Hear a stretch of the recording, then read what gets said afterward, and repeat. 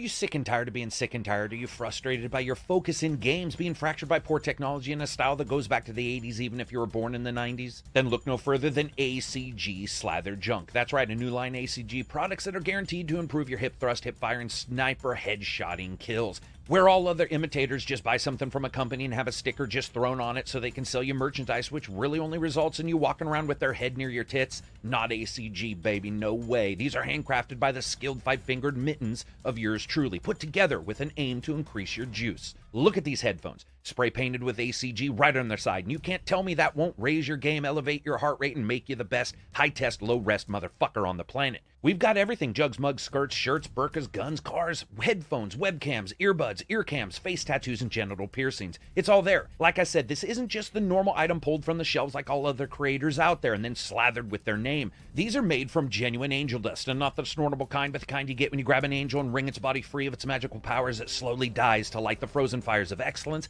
in all our products. ACG Slathered Junk. I take care of you when no one else will. All the shit total BS, and like all other creators, it's not better than normal marketed brands, but buy my shit, please. In a world where first-person shooters are relegated to been there, done that status, a new contender has arrived. Today we announce Call of Carrick 2, the Carackening Limited Unlimited Collector's Ultimate Exclusive We Ran Out of Fancy Shit Names Edition.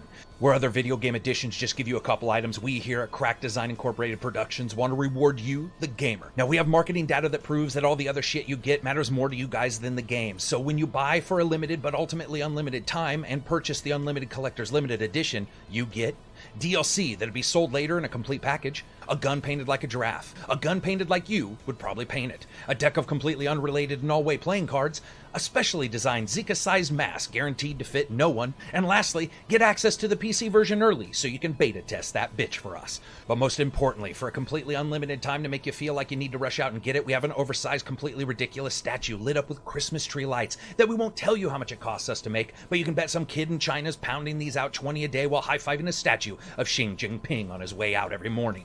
And to close this off, here's a list of bullet points that we needlessly make look like they're all in the special editions, but are actually just in the game. The game. A manual, like that's somehow special. An explanation of the modes right here because it's got numbers in it. It'll make you think there's more going on. And lastly, multiple times where we can use the word epic and massive to make sure that you feel like you're going into a Michael Bay movie. So buy now and join the epic, interconnected, massive, scorching, huge, big word, interactive, open, but really hub world gameplay experience. This is somehow already being claimed as a classic, an instant hit, and amazing by websites that haven't even fucking played it yet. So join us September never. Disclaimer, also not on early access services because we're shit with promises. And today, a special thanks to our new sponsor. Have you ever wanted to be a part of nerd culture but didn't have the money to jump into the newest graphics cards, expensive figurines, or YouTubers trying to sell you on 3D printing at home where they get a cut? Well, look no further. A company's found the perfect middle ground for people with just enough money to spend, but not enough to do anything useful with. Carrick Crate, where you get a new crate of random Carrick items every single month. Each month, a different box arrives at your door. Spatulas, used socks, my slightly bent and beat up cheese grater, or a cat. That's right, for only $14.99 per month, twice a month, you get a small crate sent to your house, just absolutely stock full of useless bullshit. Each pack is created to make sure that you get at least 4 rare items as well as 4 items that you won't have any fucking clue what to do with. Now, just some of the amazing things that you can get in your new Carrick Crate: a pair of bloody scissors, used facial scrubber, 1/2 of a well-worn jockstrap, and the last ball of lint that my cat coughed up. Ladies and gentlemen, you won't find a better deal for something to make you feel like you're wasting your cash on crap anywhere else. And these items are nice enough to display proudly around your home as a member of the Carrick Crate. Each comes with a stand made of genuine bullshit. The same bullshit anyone is trying to prattle to you like you're a rot-lipped gate mouth whenever they want you to pay for a mystery crate filled with useless shit just like this. So again, try Carrick Crate. For just $21.99 per month, 4 times a month, each month, twice a month, you can get an amazing crate filled with stuff that you will have no fucking idea what to do with. Carrick Crate, where strange comes to you. Why should you join the ACG YouTube membership? Listen, it helps the channel. Sure, I could pretend that some company's pre-built PC is awesome, even if it just accidentally happens to be that I got it from them in the last 3 weeks. You don't want that. I could also open up an OnlyFans, which just me naked eating Uncrustables and rubbing my beard against the mic. No one wants that either, because it'd be terrifying. For $5, you can become a YouTube member. I'd probably save you that by warning you away from Alakind's gun, or maybe Gene Rain, or maybe you watch the reviews. I don't know why, because they suck, but maybe you do. If you join now, we don't have to worry about those things. You also get access to the Patreon when it comes to the Discord. So become a YouTube member now, before I start having to put surprise oral sex looking thumbnails on my reviews. And trust me, No one else wants that.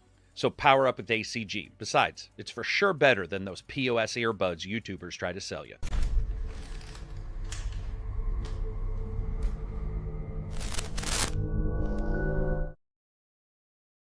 And there we go. Sup, everybody? This is Carrick with ACG, and I'm here with Johnny. Johnny Plays Live. Podcast 578. I put 77 on there. My apologies. Welcome, Johnny. Hope you're doing well. Thank you. Happy to be here. We're a little early today for the Europe gang. For the Europe gang? Yeah, yeah. I noticed some people are DMing me going like, are you guys starting at a different time? No. It's always my time. Carrick Standard. It's the time. KST. Yeah, Carrick Standard. Dude, if we had to switch twice, like once for you guys, once for us, that would suck. At some point, we'd be doing it at like 3 a.m. How was the week? Yeah, pretty good. I actually got to play quite a lot of games between like Pocopia, Resident Evil. What's the other one I'm blanking on? Yeah, there's a lot going on. Some League. Okay.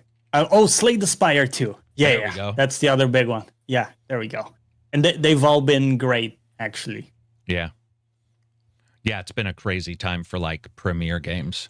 I don't know how well games have done. We'll talk a little bit about like Toxic Commandos as well that I reviewed here in the last couple days. And then you got Crimson Desert coming up. Pokémon just exploding. I think it's 2.2 million copies already. Like, wow, dude, massive. Yeah, Game Freak's working on something else. Whoever this company is, I can't remember the name of them, unfortunately. I'll look it up in a second. But this Dynasty Warrior guys. The Game Freak guys are doing something else. Are the Dynasty Warriors ones the ones who are making this game? Yes. Oh, gotcha. Yeah, they did a good job. Yeah, man. And the Three Houses people, Fire Emblem. I mean, dude, yeah, it's like doing phenomenal. I mean, everybody was talking about it in chat. It was just nuts to see a Pokemon guy. Like, that's not something I expected. That wouldn't have been on my bingo card, like ever. Neither for me, man. And I didn't see myself playing and enjoying something like this. Right. But it's great. Yeah, it's just so, I don't know, man. It's so weird to see. I guess it proves no matter what, like, yeah, there's a vested dislike for those games by a lot of people and then their performance from Game Freak. But it's like, if there's a good game, there's a good game. It gets rewarded. As you could say that's a mixture of a good IP and a good game. Maybe if this was a IP that nobody knew, it wouldn't do as well. I think that's obvious, but it does show 100%. We have a lot of leeway, as much as we bitch about anything. It's like when something comes out and most people respond, man. Like there's usually a reason why you don't see a response. I mean, sometimes it could be a mess up, but you see stuff like this. I think it's a combination because for sure there's an element of recognizable Pokemons. Exactly. Like, just getting Charmander to like come over and light some fires for you or like, Squirtle coming over to help you out with something. There's that element that's really charming. But then I really believe they took the formula from Animal Crossing and some of these other games, like blanking on the other ones. So there's a bunch of games. Stuff. Yeah, there's another one that I'm blanking on. There was more.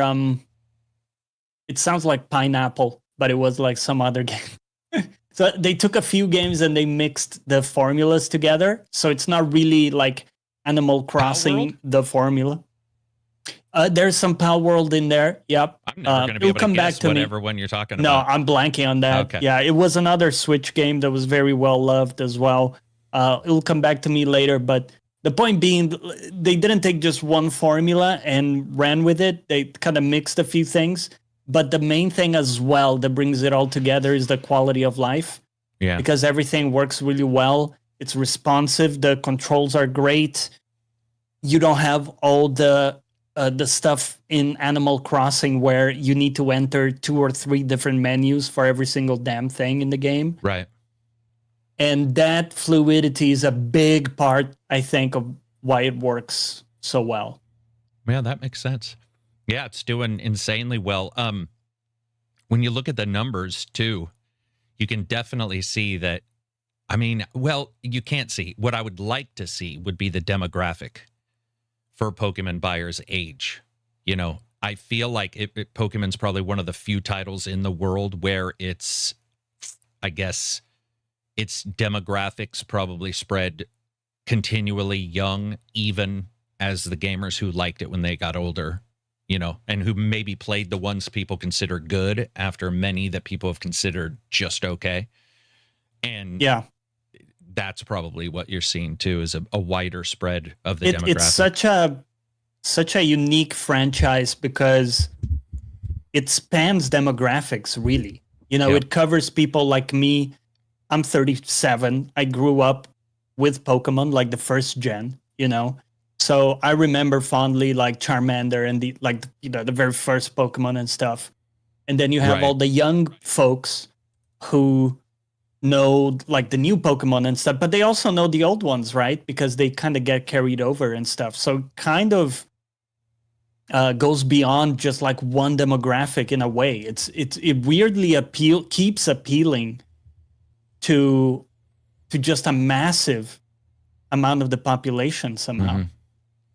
Yeah, you can definitely tell compared to many that theirs isn't just held up by like 30-year-olds and older who have money, which is maybe your Halo or something like that, where you really have to fit it into this discrete group. And if you try to go outside of that, sometimes it doesn't feel right. Pokemon's just lucky in that it continues. And it is weird because, not weird, but it is pretty cool that, you know, as you get older, you don't lose the desire to play it. There's really no games I can think of. I mean, obviously there's a genre, but there's really no games that when I was younger I played that I consider kiddie that I wouldn't play now.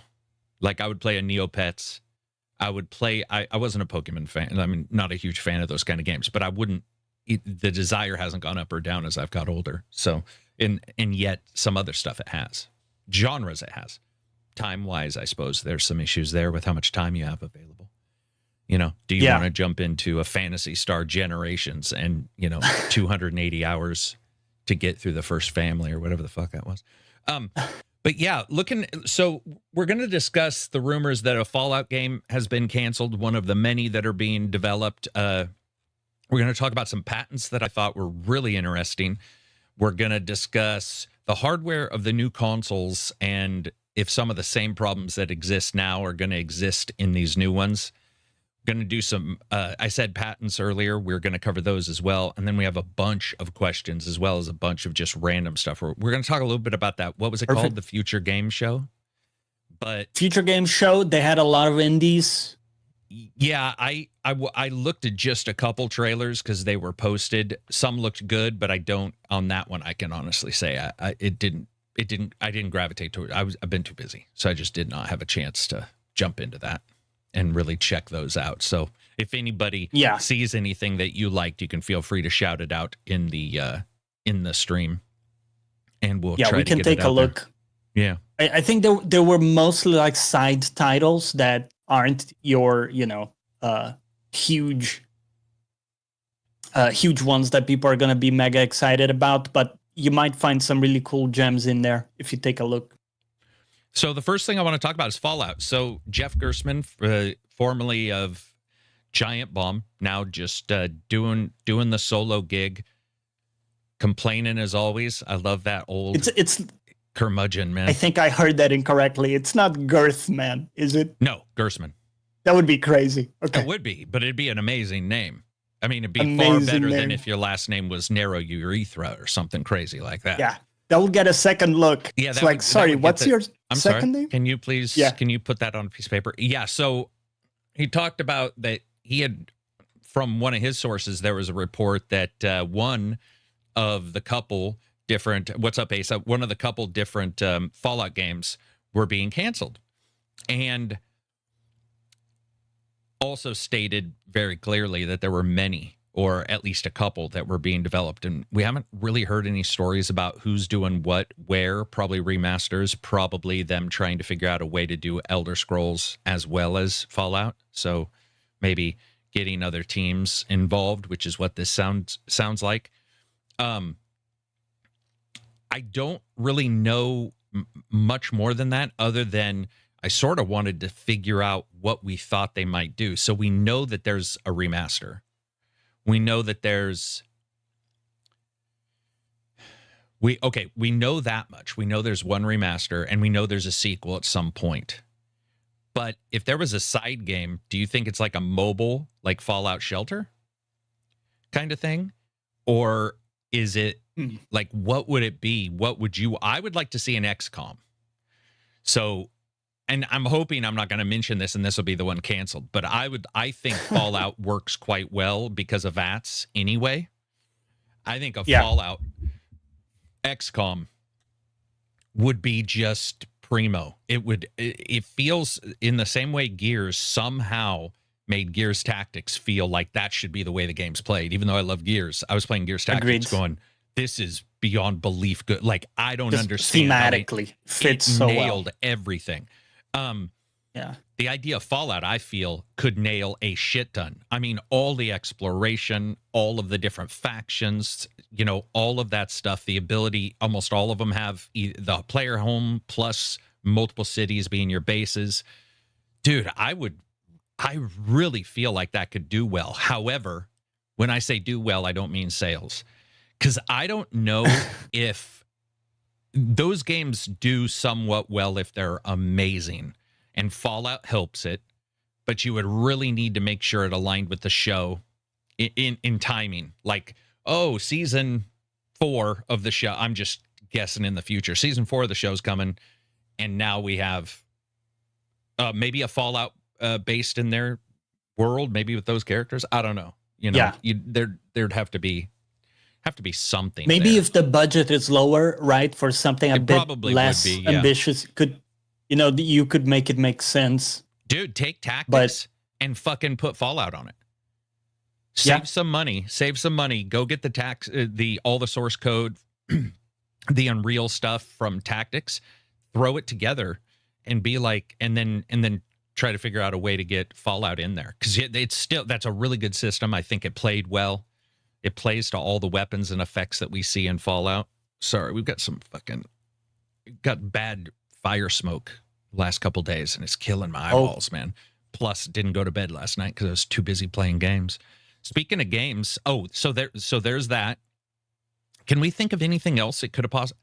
I feel like this was a side game most likely that was canceled because, obviously I don't see the next Fallout being canceled, and I don't see after Oblivion's insane 10+ million people, I don't see a remaster of Fallout being, like removed. Or a live service, Well, yeah, I mean, Fallout 76 has done so well now that they've done all the, the updated content. And when I say well, I mean, restructured. They've done a good job. I don't know the numbers for that. I do know that they're much higher than they were, but, I don't know the exact numbers. And I guess they wouldn't do wouldn't do another one, yeah. They would just build on that one, right? That's the foundation. I'm feeling Amy Hood, even though this is Bethesda we're talking about, who controls, they've made it clear they control their budget. They're the ones who are accountable for all this. It does make you, I mean, Amy's a CFO, and she seems like she's putting big screws to everybody, to be like post Activision purchase. That it seems like they are definitely controlling finances a little bit more. So I could see her looking or them saying, you're not going to get more money. Maybe they needed more, but we'll have to see more because if Gerstmann's sources are pretty goddamn, I would say he doesn't leak a bunch, but I feel like his are better than anybody. They're certainly better than these. Doesn't leak. Girthman. Yeah. If you've got the Girthman never leaks. I feel like his are more fact-based, but we also don't know how far along it would have been. I'd love to have played any other Fallout stuff. I like Fallout. I think I came into Fallout way later, and me too. Really love the world and like absolutely excited to play. That's why I was sort of depressed when they said Elder Scrolls would be the next one and Fallout would be. Yeah. Like Todd was like, I don't even know if I'll be here after Fall. Or It's such a cool mix of the post-apocalyptic, which I love. I'm a sucker for those, with the weird technology, like I don't know if there's a name for it, but where it seems Atomic oddly Punk. advanced. But yeah, like Atomic Punk, it's shitty technology, but it's weirdly more advanced than ours. Yeah. Yeah. Well, Outer Worlds, that's why I like Outer Worlds 1 and 2 so much. Yes. I love Yeah, the true. colonialism mixed with the dirty. It's more Firefly than it ever would be a Star Trek, right? It's that dystopian kind of thing. And I absolutely adore that. It feels so good. By the way, did you see the thing where like Firefly might be okay, so this is sort of like remade? the whole Starfield 2.0 thing. I mean, listen, that'd be great if it was, but it could also be they've released comics. It could be an audio drama, which is popular. It could be a Firefly podcast. The problem with anything a movie star does is they carry a weight that is so. I've seen it myself. When I would say something on Twitter, I would wake up the next day and there'd be Reddit posts everywhere, and I was like, okay, this is way too much power. That's why I stepped away. I'm legitimately don't like that. I do not like that. If I want to say something, I'll say it, and I want people to go, whoa, he said this, that must mean something. Because if you say something, there's weight to everything. Either everything has to be right or shut up. And that's what I decided. I was like, okay, some of this stuff. I feel like with actors, they carry the same, far bigger than me even. So a podunk like me compared to like Nathan Fillion showing up on a TikTok, people are going to be like, oh, it's for sure Firefly, and they've got an unlimited It's such a big budget, tease, right? And they're going to be making, they're bringing Wash back. He's born again. He's not dead, and pretty soon you're like, oh, Christ, here we go. I mean, you know what I mean? It's like, I would love to see it, but Firefly was popular to us. I don't know if it's popular in the movie studios it's right kind of now. a niche following as well. Now, you could see an Amazon. So let's talk about that. If they bought the rights, I don't know who owns the rights. I think it's probably still Fox or whatever. But if somebody Sci-fi, somebody gave it an 8-episode arc, post Reavers, maybe. The problem with the Reavers is because it's a movie, they wanted to have an ending, so you found out what the Reavers were. The mystery went away.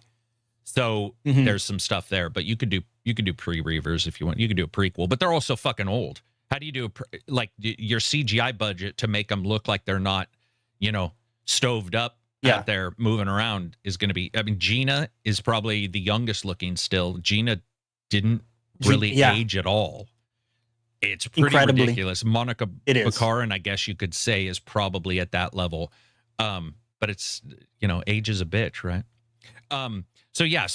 But back to Fallout. Yeah, it'll be interesting to see what what happens. Jeff, like I said, he'll say something. Most likely, you'll see other people reporting on it, and one of these other actual. It's probably not actual journalists, but a journalist. One of Microsoft's most exciting IPs, both for like fans, but like for them as well as an opportunity, right? Since the show popped off so much, if they come out with like anything Fallout, I think it's going to be. I think there's an argument to be made that there's a different kind of excitement, but it might be higher currently for Fallout than Elder Scrolls. Not because I'm saying that those aren't popular. They're massively popular. But because it's in the zeitgeist right now, you have people who aren't even like Fallout fans going like, man, I really like the show. So there's a bunch of, they call it transmedia, when you have multiple sections of the media. Yeah, just overlap in all of this. So we'll have to see. We'll wait and see. The other thing I wanted to talk about that I thought was interesting was, this is a patent from Sony. Very smart patent. I'm sure other people thought about it and didn't patent it, so this could probably be done elsewhere. But basically, it's EP4697729, content streaming system and method. So what they did was they patented a content streaming system that uses edge devices, so you have your main server that you're serving a game from, your cloud server. But what they would have is they would have edge devices that have cached cutscenes any audio that doesn't change dynamically or can be adjusted with post-processing that doesn't affect any particular issues, but as well as real-time, or what you would pseudo call real-time cutscenes that reflect your character's guns or changes or clothing. They would cache those so that when you stream a game, they save 8 gigs worth of processing data by streaming it to you, and they stream it from a side device, which I actually found to be, that's a incredibly smart. Now, it's still using hardware, and technically now you have to sync some other stuff, but there's some ways in which you could speed up. Imagine having no loading, because you're now getting away from the Blu-ray, you're getting away from even your device, you're getting away from waiting for that streaming service to do anything, and you're able to pump in from these edge devices. And so what it is it's designed to dramatically reduce latency in cloud gaming by utilizing edge server infrastructure. So the initial patent is just for these, which is that the edge servers cache predictable and reusable assets such as cutscene, audio, static images, and listen to this. This is the one that's interesting because it reminds me of back in the day before the Xbox One, the PlayStation, the Xbox Series S and X and PlayStation 5, static images, but also skyboxes. So that is interesting to me because you would be doing like static elements, right? Maybe. But in a way, you're doing almost in a side way what the water is doing in Sea of Thieves, because Sea of Thieves water is not possible on normal systems. So they do that calculation and the caustics off your system and then pipe it in. Love that. And static level designs. So initially, it sounds like sort of simple storage at first and then moving on to this edge server. And the idea, especially when they say the ability to basically take away a little bit of performance requirements and processing requirements, anything you can get the frame faster to the home device, any kind of processing you do, just speeds it up. I like the idea of it. I like the idea of people thinking outside the box. So there was a technology that was talked about called panels or layering. There was technical names for it, but back in the day, before the Xbox One came out, PlayStation 4, 5, and Xbox Series S and X, there's a lot of discussion about cross-rendering different things on your screen at completely different resolutions, and then the ability to apply all kinds of different methods to it. This is prior to Crackdown 3 when they were talking about doing a lot of the processing in the cloud. And you can, but the systems aren't really made for that, and it really sort of died out except for Sea of Thieves and a couple other games. So the idea that they're looking at this for streaming, I think is smart because it's streaming first, and then it's piping that into your home. You're playing your augmented game. A bit by your local. Yeah, but again, streaming. So just so everybody knows, this is not them streaming Fallout 4 stuff to your device. This is if you were playing their streaming service, and anything that speeds up the streaming service production and bandwidth saving for the companies is going to save a ton of money if you already have that. So you're not always you basically updating and refreshing a whole new device, which I actually think is really smart, man. Somebody did ask though about the patent. Did that seem far-reaching for a patent? And I would say that it does. It is a pretty generic thing, moving processing somewhere else. So it does feel like a little land grabby. That's mine. That's mine. That's mine. That's it's almost like anybody doing streaming. Yeah, it's like your friend and you at a party, and he's like, "I'm gonna go talk to that girl. You can't talk to her," and you're like, "Damn." But so it's a little grabby. I thought it was a little grabby, but I love the tech, and I think anything like that. Hey, if it works on streaming devices, you can start looking at what you can do. Even just like only about 10 or 20% of what these developers put in or identify in one place is really just from that place. It's the water cooler talks. It's the ideas they get from others. So like, hey, if they're doing that for cloud, then you start looking at, your local games. So it's like, can we offset this? Can we move this? I wouldn't want a local game doing it, but division style games that are service games, stuff like that. Who knows? It might be good. Speaking of that, title of this podcast is one of the titles, because I put up 3 or 4, is are streaming games changing? The reason why I brought it up, or service games, the reason why I brought it up for a lot of people is what do we think about like Marathon? I mean, listen, those numbers are terrible. Like for a Bungie game. Yeah, let's be honest. For Bungie standards, it's very low. Yeah, for Bungie standards, and the rumor, we'll say, around the grapevine is that it was about 4 to 5 to 6 to 7 times less than what they were hoping for. Yikes. So, dude, I feel like people have the expectation. Normal games don't succeed very often. And service games don't succeed very often. I don't really see much of a difference between them. It's just that it seems like the gulf between success and failure is so massive because the company expectations are that a service game brings in consistent money for a long period of time versus just the sale. You know, there's no secondhand sales on them. There's no whatever. It's like, here's the thing, and we're either selling it day and date, and from then on there'll be sales and humble bundles and blah, blah, blah. But a service game's expectations, if it succeeds, are so high. But I don't know. Like, do you feel that I don't feel that there's a change, because we're just looking at Helldivers. We're looking at Arc Raiders. Like, how can you say Arc Raiders and Helldivers do this and Marathon does this? Oh, service games are changing. I'm like, I don't really think they are. It's just those two games did well. This one, Highborn or High Guard, didn't. Like, what do you think? What do you think of the what do you think of that genre as a whole? And then what do you think do you feel its success rate is lower or higher? I feel like there's less, but you still get big failures. Like, I don't know. Yeah, it's a great question, right? Because our perception is so skewed. We see the ones that succeed. It's like the success fallacy. I forget what it's called. Basically, you hear the success stories from people who succeeded, and you don't hear all the stories from people who didn't. Right. And so, in a way, we have like a limited sample pool of cases. So we could go through a lot of the failures and see people who tried to do something similar, maybe to Helldivers or some of these games, and they just didn't succeed. Starship Troopers. And you might be able to put your finger on why, but to some extent, it is also how it pans out.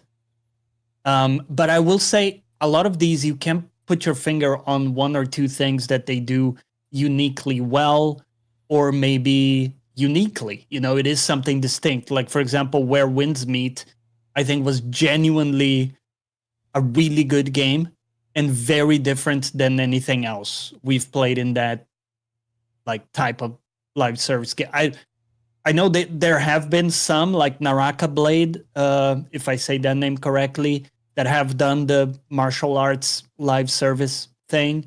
And they've done okay, respectably well, but nothing to this scale. I mean, the amount of content in that game and the depth of everything, I think is pretty incredible, actually.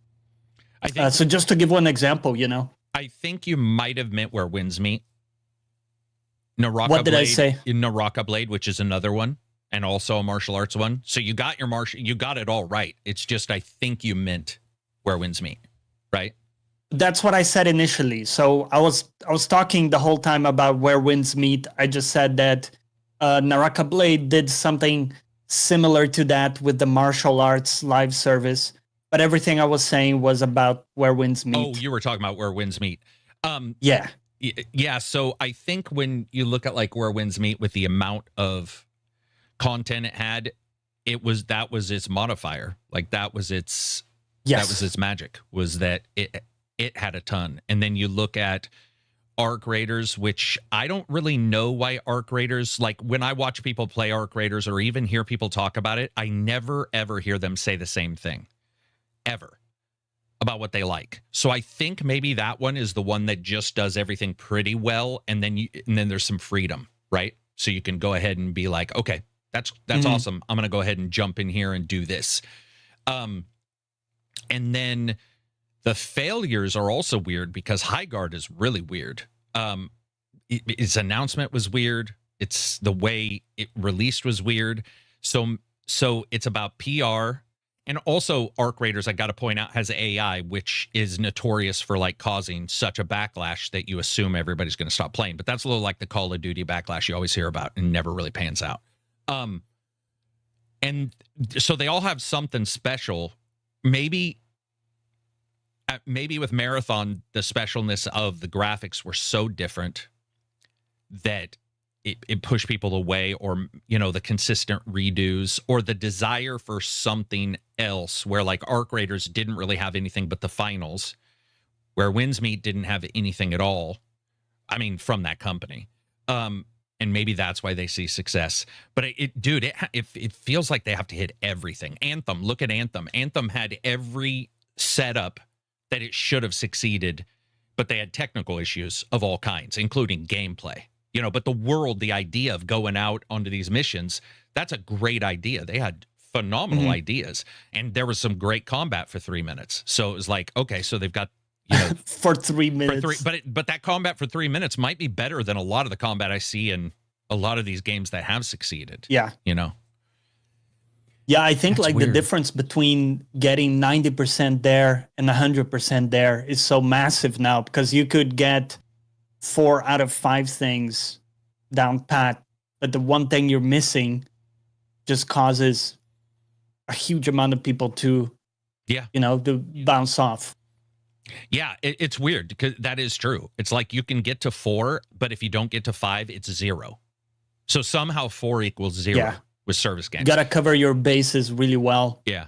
And I think it could also be the worry that a lot of people have. If a 4 doesn't get to a 5, to a lot of people it's 0, because they think the game is going to be pulled and not playable. True. So they don't There's buy that in. concern too, right?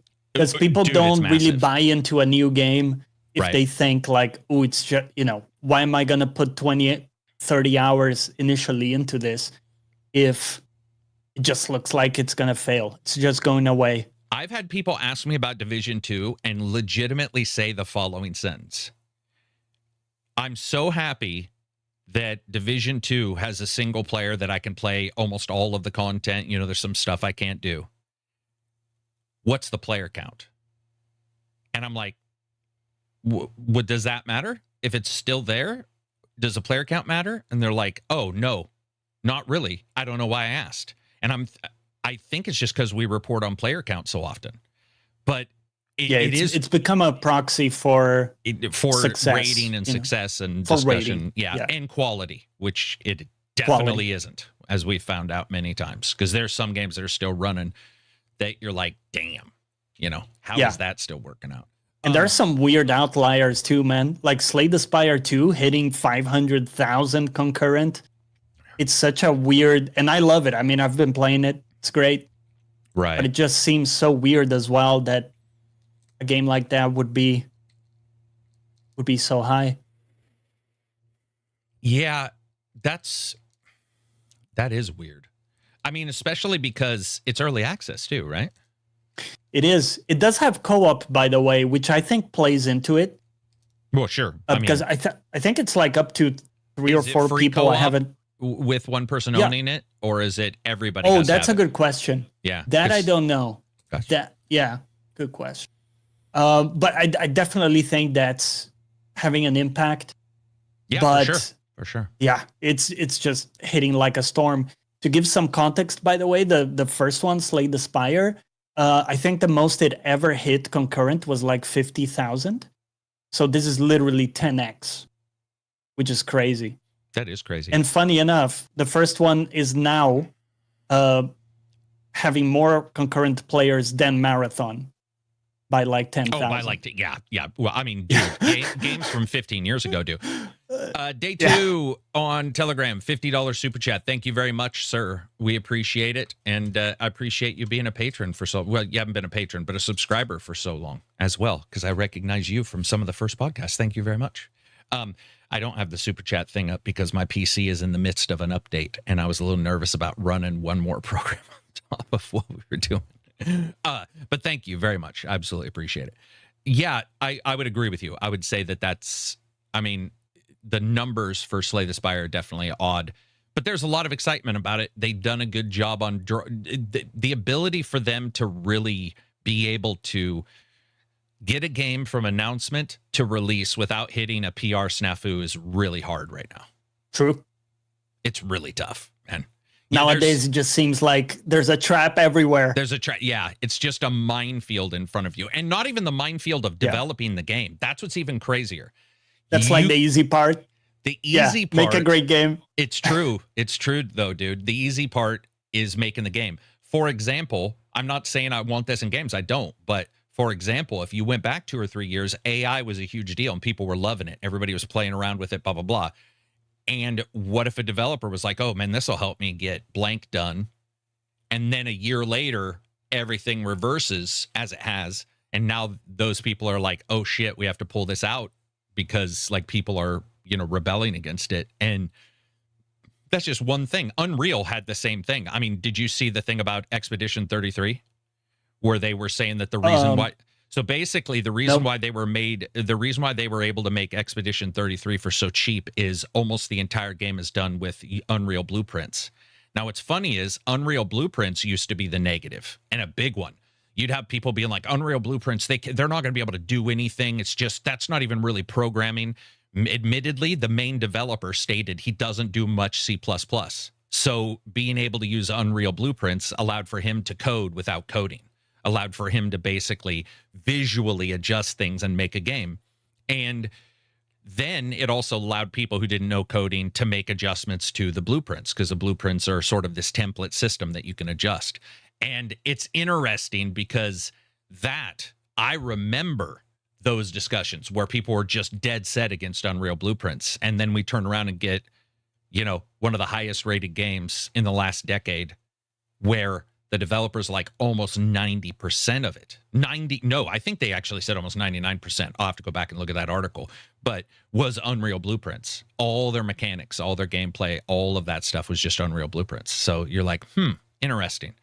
It definitely like this, whatever the zeitgeist is, whatever the sort of mob is going towards and away from, that's one thing. Then finances has another big game released near yours. I think that's another one. We saw that, we've seen that with Horizon every time they release something. I think Arc Raiders stole a lot of people's time too. Like, even if you just like Arc Raiders and play with your friends, the idea of spending another 40 to get Marathon is like, I mean, tough ask. It's a tough ask. Yeah. And today when people are worried about money and stuff, but yeah, so I don't know. Does anybody in chat really think anything's changed? I just don't feel like much has changed. I just feel like you said there's a larger... We don't celebrate failures, but we're fascinated by them. So while we celebrate successes, the true fascination with humanity is watching that, car wreck. You just go look at the views on people falling on YouTube, and I can guarantee you, so... It's just one of those things. I'm glad they added match. Go ahead. I was just gonna say these more like competitive and nut crunching games are also, I think, trickier to make a big success because they also select much more. Yeah, they already filter they filter a lot of people out because a lot of people looked at Marathon. And everything around it is about like super try hard, right? Super sweaty. Yeah. Like you make one mistake, you're instantly dead kind of thing. Whereas Arc Raiders is much more forgiving, much more kind of casual. You can jump in there and kind of have a good time day one. So I think that's also tricky and it can work really well. But again, we remember the cases that worked well, like Tarkov and like maybe GTFO and stuff. And then we forget the 40 billion, or I'm exaggerating, the way too many titles that tried it and failed. Yeah. And nobody's going to really want to watch a video about how a game that did okay isn't doing okay anymore. They're going to want to watch the one that was expected to do amazing, or the one that was doing well, which is why we get total player counts being reported as bad on a single player game 3 months after it's out. And you're like, dude, what are you doing? Why are you reporting that? I can't believe that this single player game has dropped in total players by like 50%. And you're like, what? What does that even mean? Hush Al Ghul says, I feel Crimson Desert is like Cyberpunk, where they promised you the world and the moon and gave you a city block. Okay. It's an interesting thought. I feel like Crimson Desert has showed more in 2 trailers than all of Cyberpunk showed, and didn't have fake events. They've had 3 real ones, but whatever. I do get the worry. We've been cyberpunked. We live in a cyberpunk world, man, and it's caused a huge, huge level of cynicism to layer everything. Like, it filled in the gaps of mystery with cynicism. Remember when mystery was cool? When you, instead of saying, I don't know, you say, I don't know. No lie. That's the only difference, is the tone of the I don't know. When somebody says, is it going to have this? Like, I don't know. Because you're excited it may. Now you're dismayed that it maybe, possibly, perhaps may not. Like, yeah, that's the cynicism. You're already replaced it. Expecting the worst, I guess. Yeah. It's a weird one, man. I mean, and I can tell, I visibly tell, metrics wise, I can tell that we're in a post-cyberpunk world. I can even go back and listen and watch podcasts we did pre-cyberpunk, where even the visitors, the excitement about other games was even higher. And when you see a massive company like that lie and get away with it, well, pseudo get away with it, but lie for so long and get away with it, you're just like, oh my God, this is the Enron of fucking video games. Like, that is honestly, when you look at what they did, that is how, regardless if I play their next game, which I for sure will, I would still say it's the largest dishonesty campaign I've ever seen in history in games, that I've been, for 12 years or whatever, 13 years of covering it. And certainly another 20 years for fucking following, yeah, it was a crazy one. So I don't know. We'll have to see. I don't feel like I feel like they've been pretty, Crimson Desert has been pretty transparent in how they've shown the game. Yeah, they've been, I mean, they have so many videos. I mean, they have people who there were a lot of cuts in some of those, but recently it's been a lot of uncut gameplay shown, and like you said, stuff that looks realistic. Like, we see some incredible looking stuff, and then we also see some stuff that doesn't look the most amazing. Like we talked about some of the side characters, like. Yep.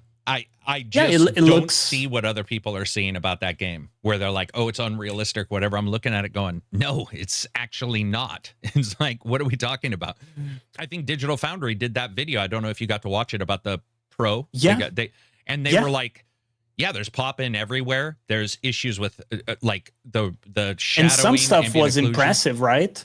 It's like exactly what John was saying. The trees in the distance and stuff. Like, right, but we know the impressive stuff. What I'm saying is, I'm agreeing with you, saying even John was like, yeah, that is impressive. But he was saying the reason why it's real is, look, like, the real issues that exist in games are in that game. You know what I mean? Like, the trade-off is there. Yeah. But the far off trees did impress me, because I'm so accustomed to watching. Dude, like the shadows? Yeah. Whoa. Damn, man. Because so often you look in the distance and you go, yeah, you're not doing the thing over there. Yeah, exactly. Exactly. Spanky Steve, $5 super chat. Been playing Legends and the new Ready or Not update. Have you guys checked them out? Legends. No. I don't know what Legends is. League of Legends? Me neither. I think he means League of Legends. Maybe? Yeah. And the new Ready or Not. Ready or Not I have installed, but haven't got a chance to play it more than a little bit at the starting. People seem to like it, and they have like fixed some of the difficulty issues. If I remember, Get the Fuck Out was really that way, and then maybe Ready or Not wasn't, but both of those, or at least one of those titles, had a lot of difficulty issues day one. Oh, Yotai Legends. Sorry, gotcha. Oh, yeah, Yotai's. Oh, good. Is that out? Oh, yeah, Legends. The DLC's out. Yeah, is out. Okay. Yep. Cool. Dude, we'll need to check that. Not too surprising to not know that it's. I mean, there's just so much stuff. There's so much stuff. It's ridiculous. Let's see. Let's move on from there. Oh yeah. So Pokemon numbers. Listen to this, man. What are we calling it? Poketopia? Pokopia. Pokopia. Okay. Pokopia. Weird. Sold 2.2 million units worldwide within its first 4 days. Holy moly, dude. Oof. Now that's on Switch 1 and 2 or just 2?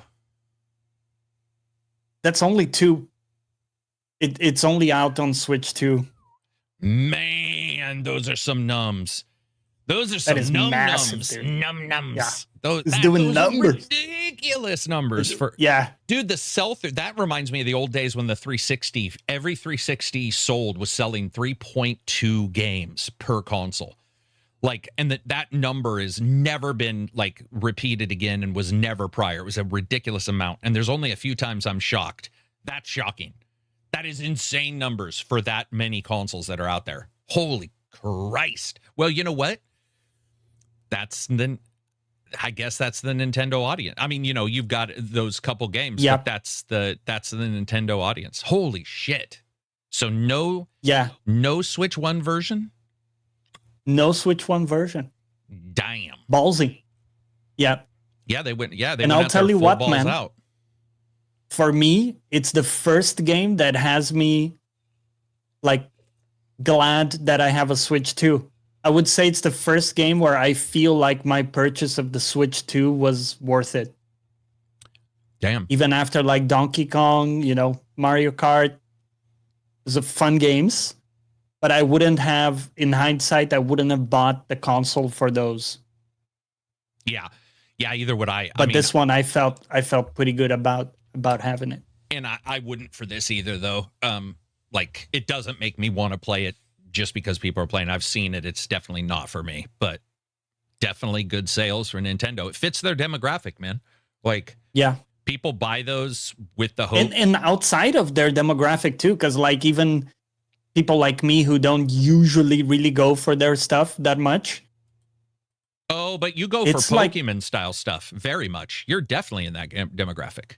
No, pretty rarely. I haven't liked the Pokemon game in You didn't like Power World? You didn't like Animal Crossing? I liked Animal Crossing a bit. Because I feel like you're always talking about cute, cuddly animals. So, like, to me, I thought you were definitely a Pokemon fan. Those are much more the exception than the rule. And yeah, I do like talk about those quite a lot. But those are really like the rare cute games that I play. I really haven't. I haven't played Power World, by the way. I wasn't interested in that. Yeah, Power World was weird. I did play Guns and Animal Crossing, but Guns and again, kind of a rare, gotcha. Rare exception. Yeah. So there you go, man. Sell to your base. It's good. Yep. Yeah. Let's see what else we got. I did want to ask you something though, if I may. How do you feel about timed events? Because this game, similar to Animal Crossing, has timed events where let's say you queue up the construction of a new house or a new Poke Center. That is gonna take like some time in real hours, or even a day. So it might say it's gonna be ready tomorrow, and it literally you have to come back like the next day. You can kind of cheat around it if you change your time and system and stuff like that. But how do you feel ultimately about those games that have the kind of like time gated content? I wish every game had that. Really? Yeah, okay. I hate the plop down shit. Unless there's a cheat for money, you pay more workers, whatever. Whenever I'm playing, I mean, RTS, it makes sense, obviously. But in the games that you're talking about where they're a high investment game, I want the investment of time and resource. I like the feeling of, God, I can't wait till that's built. So to me, I like that. I know that, ultimately that's not for everybody. It's maybe the most controversial part about the game, like these types of games. People have to wait usually for a massive structure to build is their problem. Yeah, when you say it like that, it sounds silly. It is silly. But yes, it is some silly. People dislike it. I like it because the way I play those is in and out. So I jump in for a bit, I enjoy it, and then I go do something else. But some people want to basically mainline that all day, right? And just like make progress all day, unstopped.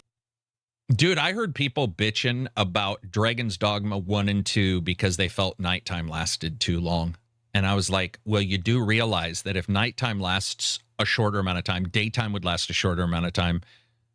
True. Think it through. Unless you have a day magically lasting 4x. Where the moon just slows down.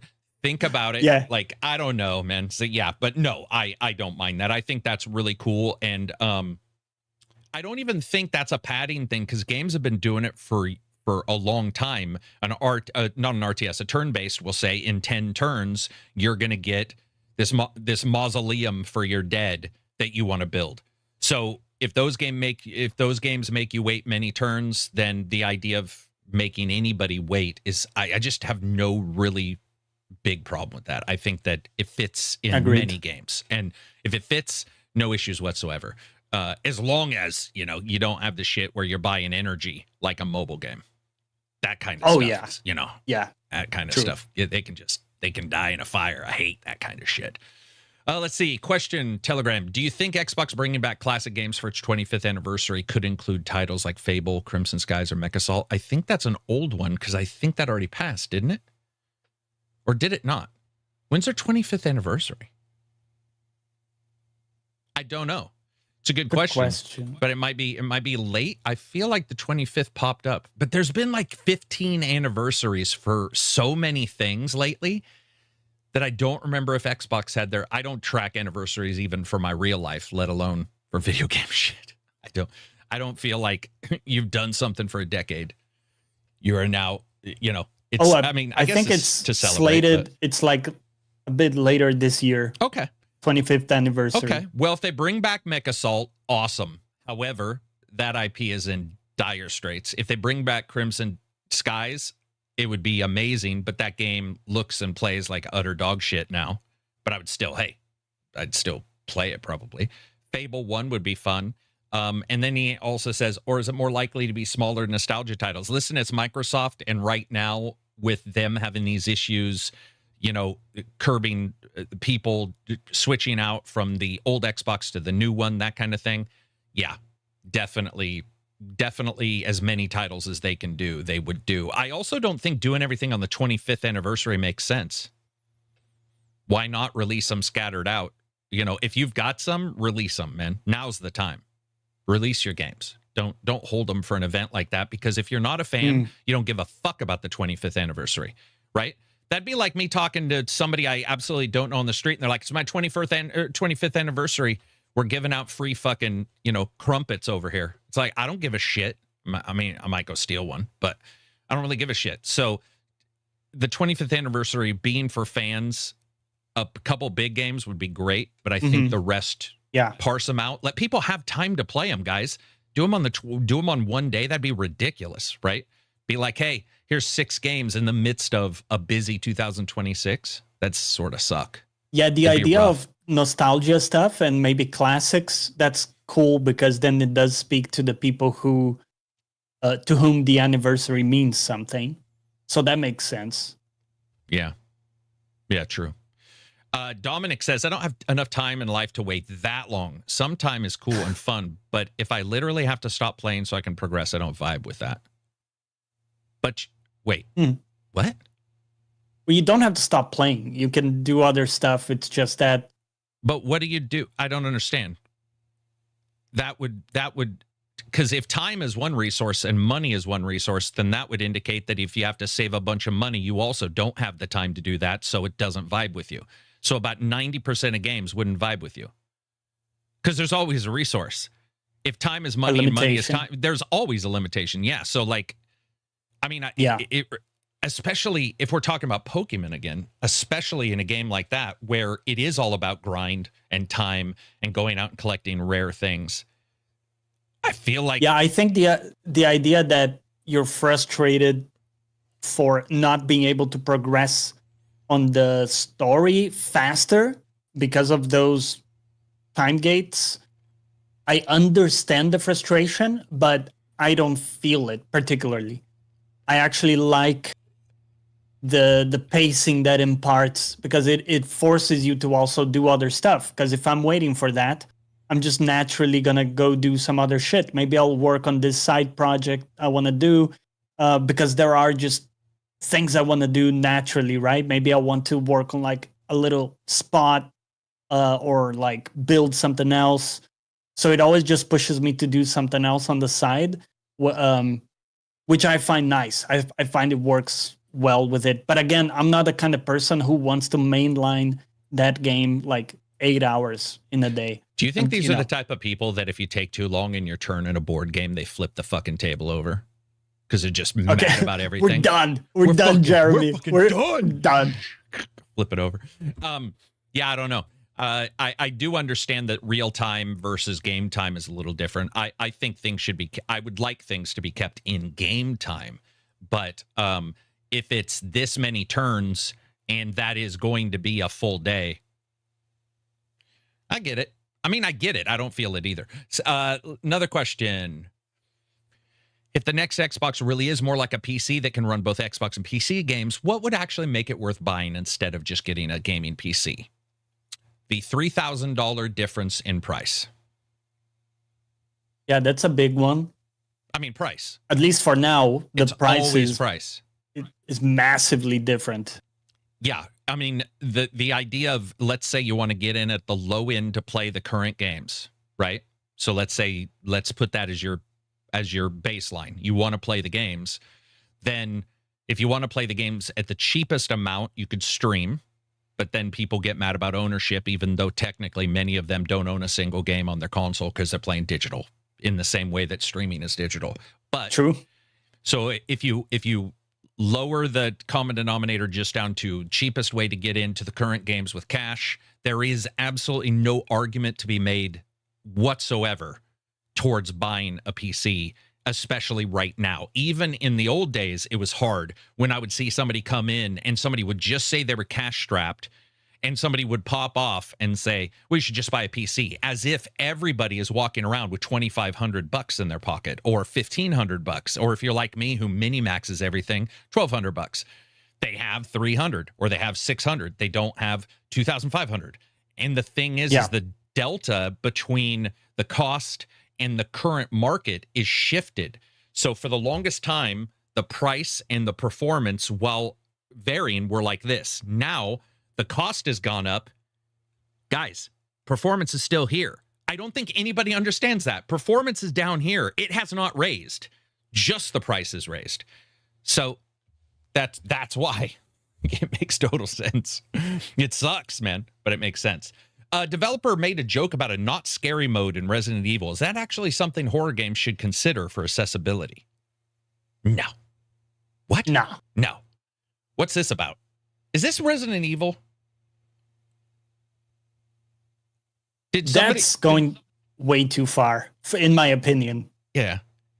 I mean, like, if the game is too scary for you, then it's not a game you would enjoy playing. Why do you need to play every game? You know? Yeah, I mean, you don't need to play every game. It's okay. What would a not scary... Okay, let's look at Resident Evil. A not scary version of Resident Evil would be a lit haunted house. It would be brightly lit. It would look brand new because scary can be things looking old and decrepit. So you have no monster whatsoever. No blood. You have no blood. Well, there's no monsters, no blood, no dead bodies. No enemies. Shooting guns can be horrifying, so you remove shooting guns. So you've got a chick who occasionally pants really hard when she turns a corner, and a guy spin kicking the air in a kata. That's your game. Merry Christmas. That's your Resident Evil. That's what's left. That's what's left. Yeah. Yeah, that's ridiculous. Can we get Battlefield 6 with no shooting, please? No. No. Suck it up. That's just stupid. Next up, Battlefield 6 already sold well, so why is it losing players so quickly compared to other shooters? So I saw this, went and looked, and their numbers are about where I would expect, maybe a little low. But when you look at the giant games that are out now and giant games coming, it's not super surprising. Somebody would have to do they'd have to do the math between the total number of gamers that were available and then the total that the last Battlefield had, and then go the number of days in the future, say this is how many that had, this is how many this had, then do the percentage like inflation and figure out the true difference in numbers. Yeah. But yeah, I don't know. I mean, I also think the churn now is just much greater. So like people move on. Yep. Right. It's not like before where you would stick with one of these games for a year or two. For a lot of people, some people do, of course. Yeah. But I mean, if you have 55 options in 2024 for your churn and your stick, and then you have 150, including the last ones that you had in 2024 and 2025, and then you add another 15 or 20 in 2026, you now have 77 options for what you know what I mean? So it's like, it's not that surprising. And when how likely really is it that people are going to still be playing it? Yeah. At this point. Right. And when a lot of games are good and pulling us away or free or don't require a super powerful PC.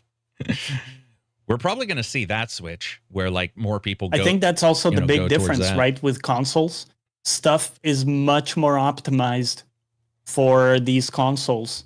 Yeah. When you compare to the low end their spec of that PC. They're aiming at. Yeah. The spec. Yeah. So if you compare like a $1,200 PC with a PS5 or an Xbox, even though it's half the price and maybe less powerful, the optimization is just way better. They've done way more work dedicated to that hardware than they've done to like specifically low-end PCs, usually. Hush Al Ghul says, Mario games after a few failed attempts provide an invincible mode for that level. Could that be a more accessible feature? In any game? Yeah. But in a horror game, removing the horror, that's pretty stupid. Yeah, sorry. I mean, I could see like unlocking cheats. Some games have done that successfully in the past, where you maybe it is invincibility or infinite ammo. I do think it kind of ruins the atmosphere of the game and like the mystique. The gameplay in a way, but as an option, I don't see it as a bad thing necessarily. Yeah, me neither. Not so much, at least. It could be way worse. Exactly. I think too much accessibility. Like I think not too much accessibility. I think accessibility is used too much to describe just a situation where you have access. It is accessible to you. It is just too difficult for you for whatever reason. Physically, mentally. Interpretation of that, as someone who does struggle with different like accessibility things, like I'm partially colorblind, for example, right? So some games I struggle to see something, maybe of a particular color, whatever, or like distinguish elements on screen. My thing is I just want to be able to interact with the game. If it's so confusing to me that I can't like discern an important moving part from others, then that's not accessible to me as someone who has color blindness. I would accept that. But if you're telling me that it's not accessible because it's too scary, maybe that's much more of a subjective thing. It's not really a physical limitation you have that we need to provide accessibility for. Yeah. Is it? Yeah, no, it's a weird one. My $1,299 PC from 5 years ago does better than a PS5 Pro. Well, I wouldn't doubt it. Yeah, it's $1,300 5 years ago. Not quite understanding how people don't understand how numbers work, but of course it is. Of course it is. The consoles are. It doesn't matter. Yeah, I don't know. We've got to the point of where I think people are so confused by the numbers and the changes in like how powerful a system can be or is, and the delta now that's occurred between the price and performance, and then the idea that consoles stick in one space and are all sort of optimized for whatever they can handle, which is an APU versus a CPU GPU, which is already going to be better.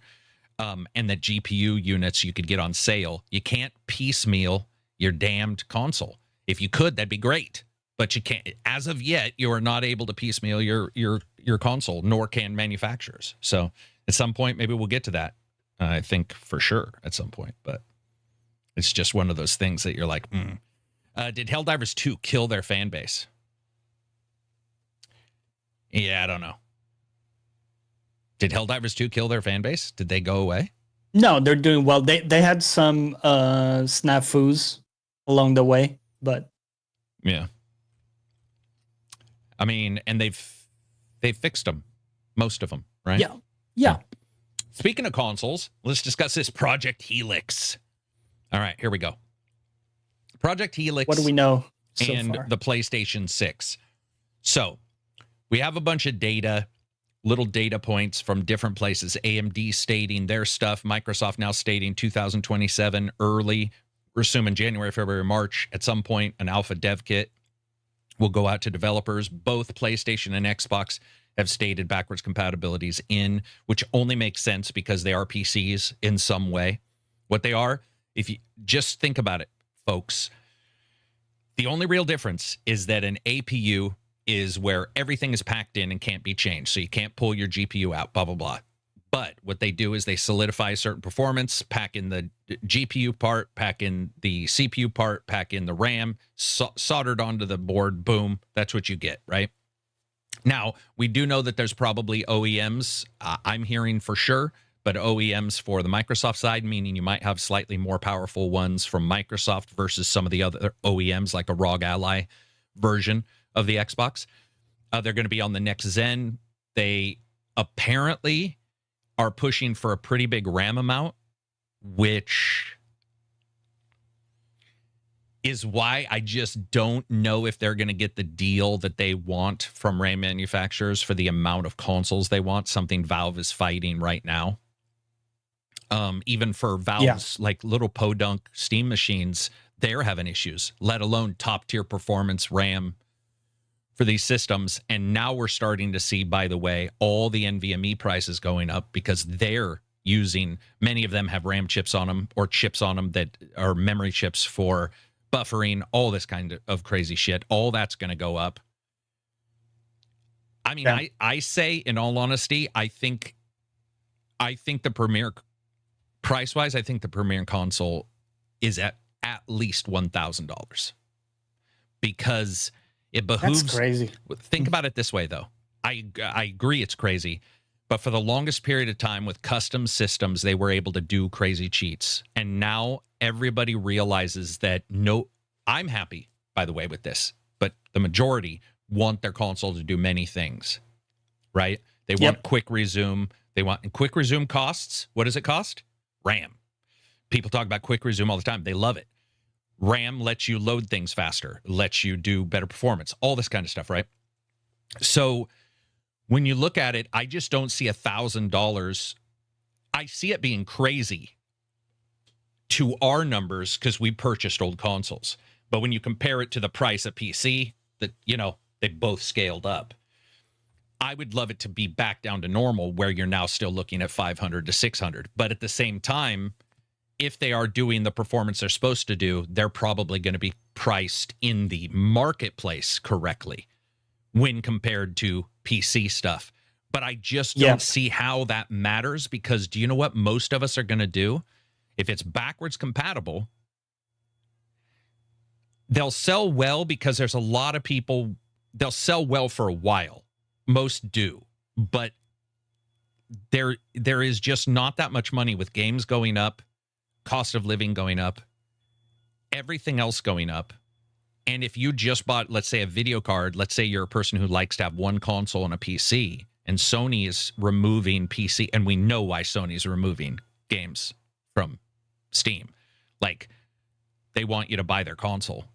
So you've got them now removing those, and they didn't do well in the last two or three games didn't sell incredibly well.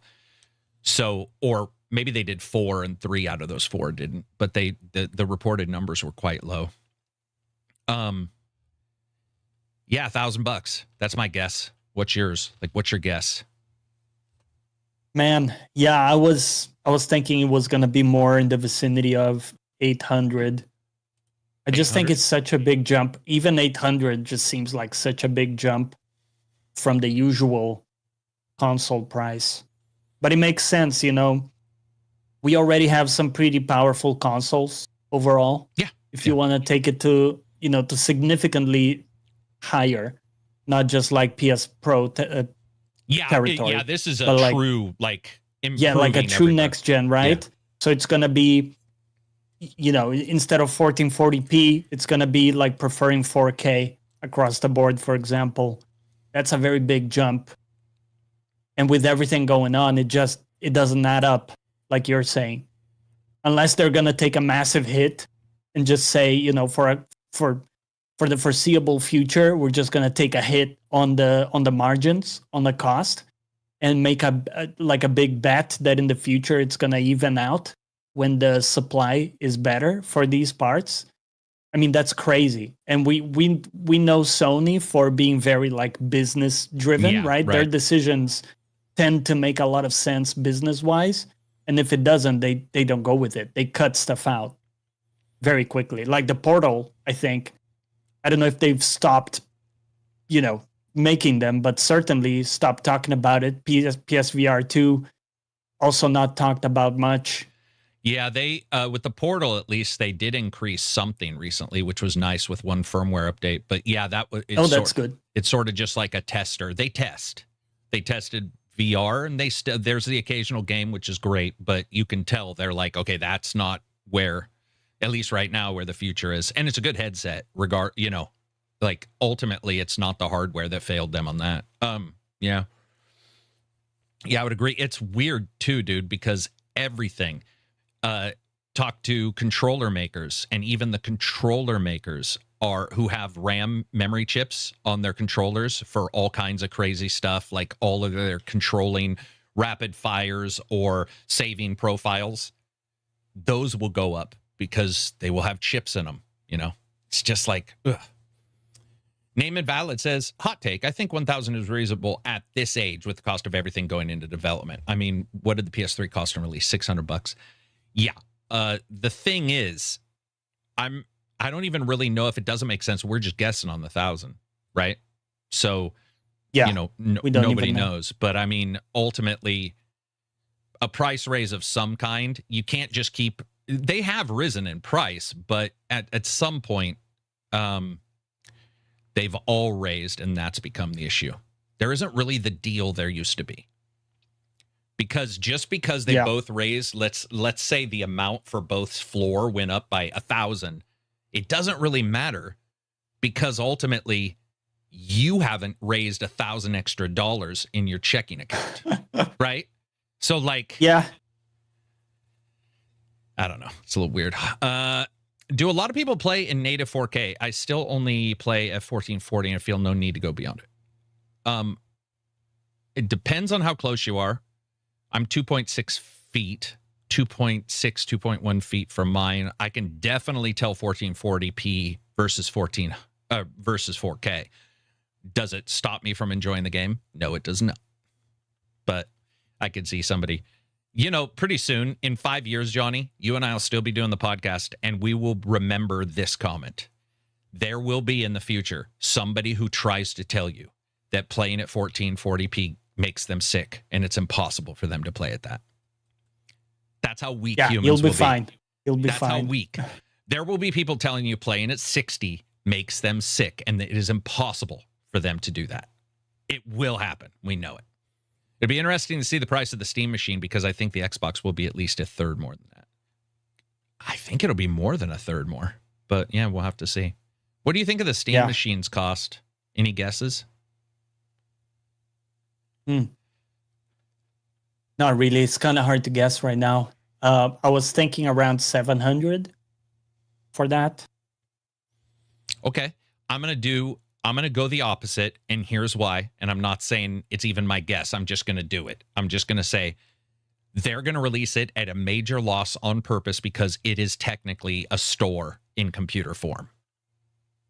Yeah. So yeah, that is a big angle for them, right? Yeah, and they're grifting 30% from every dev. So I'm gonna say a full $400. 400, no lie. That's what I'm gonna go with. Yeah, I don't think it's right, but I'm just gonna say it. And the reason why is because it would behoove them to sell a shit ton of those, because it's a store device. It is quite literally. And they are making bank on their store. They're making billions of dollars grifting developers for the highest ratio that exists currently in the market for how much they grift from developers just to have a digital storefront. So if I were them and I had the ability, and you're not going to sell billions. So it's like you could look and go, this is how much our loss will be if we sell this. But think about it this way. People are going to open it to our store. It's going to be right there for us. Let's just do it. $400. People would be, oh my God, look how expensive these new consoles are, but I can get a quarter of this, and I love Steam, and look how good the Steam machine plays every single game, including Black Myth at 4K ultra settings, bullshit and liars. Yeah. So they're going to be like, oh, look, you know, the Steam fascist group that exists who like them will turn around and be like, dude, let's get it. And then the non-creepy people will see 400 and see a great deal on a device that they hope will be supported and updated and just be a thing they can play some games on. So that's I'm not saying that could be an angle. I'm not saying I believe it, but I'm saying I think their vision is more marketing to the already like Steam fans. And I think they could be. They assume people will pay a premium for a Steam device compared to like something else to be able to access their Steam games in a console format. I mean, Steam machines failed so bad the first time, though. That's true. Yeah. I don't know, man. Yeah, they've had some blunders, man. They've had some blunders. I mean, dude, Gabe could sell one of the, 13 yachts now? He could sell one of his yachts and he'll be all right. Offset. He'll be all right. Yeah. We'll just have to see. Or do this, Johnny. Just like early access. You come out on Valve and you're like, okay, here's what we're going to do. We have an unlimited amount. If you buy it right now, you get it for $400. Next week, this bitch is at $500. The week after that, this bitch is at $600. And you give a sob story about how the RAM prices have caused this, but because you're a fan of fans, you're going to do them a positive.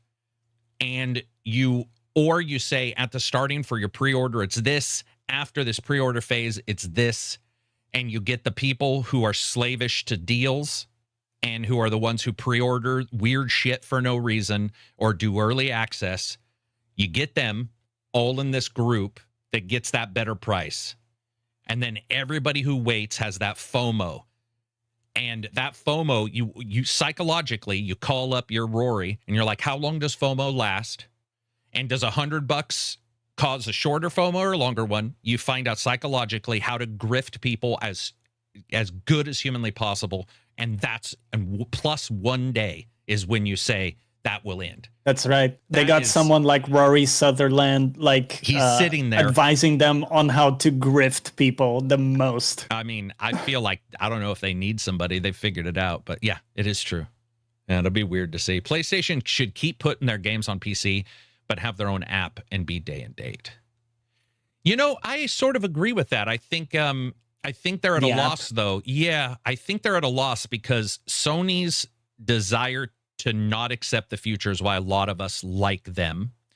We like the physical. You know, they were the ones who were like, you'll own every game, even though it's turned out to not be true. It doesn't matter. We buy into it, right? So I think ultimately it's caused them to now look at the future and go, fuck, we have 15 fronts we're fighting on right now. We're fighting on streaming, which is growing in leaps and bounds. I don't know if you saw the GeForce Now stuff that's been popping, but dude, their numbers are insane. They're growing at like incredible rates. There's people, I mean, there's a shit ton there. That's why I think the Sony patent came up for streaming. They're doing the streaming to the portal. They've got all that kind of stuff set up, but they're fighting on so many fronts. I just feel like it's why a lot of us like them. And it's also why it's going to be hard for all these companies to move into the future, regardless of who they are, for different reasons. Sony is definitely fighting on a lot of fronts to try to capture. Because, dude, doesn't it feel like a major fuck up that they're pulling them? Because it's almost better if they had never done it, because you could hope that they would. But now they're like, we're not, but we did. And we paid millions of dollars to buy a PC port maker. And we pulled them off the market. Think about that, Johnny. That PC port maker, who used to work for everybody, has been pulled off the market. All that expertise is now with Sony, who is not doing those games and ports.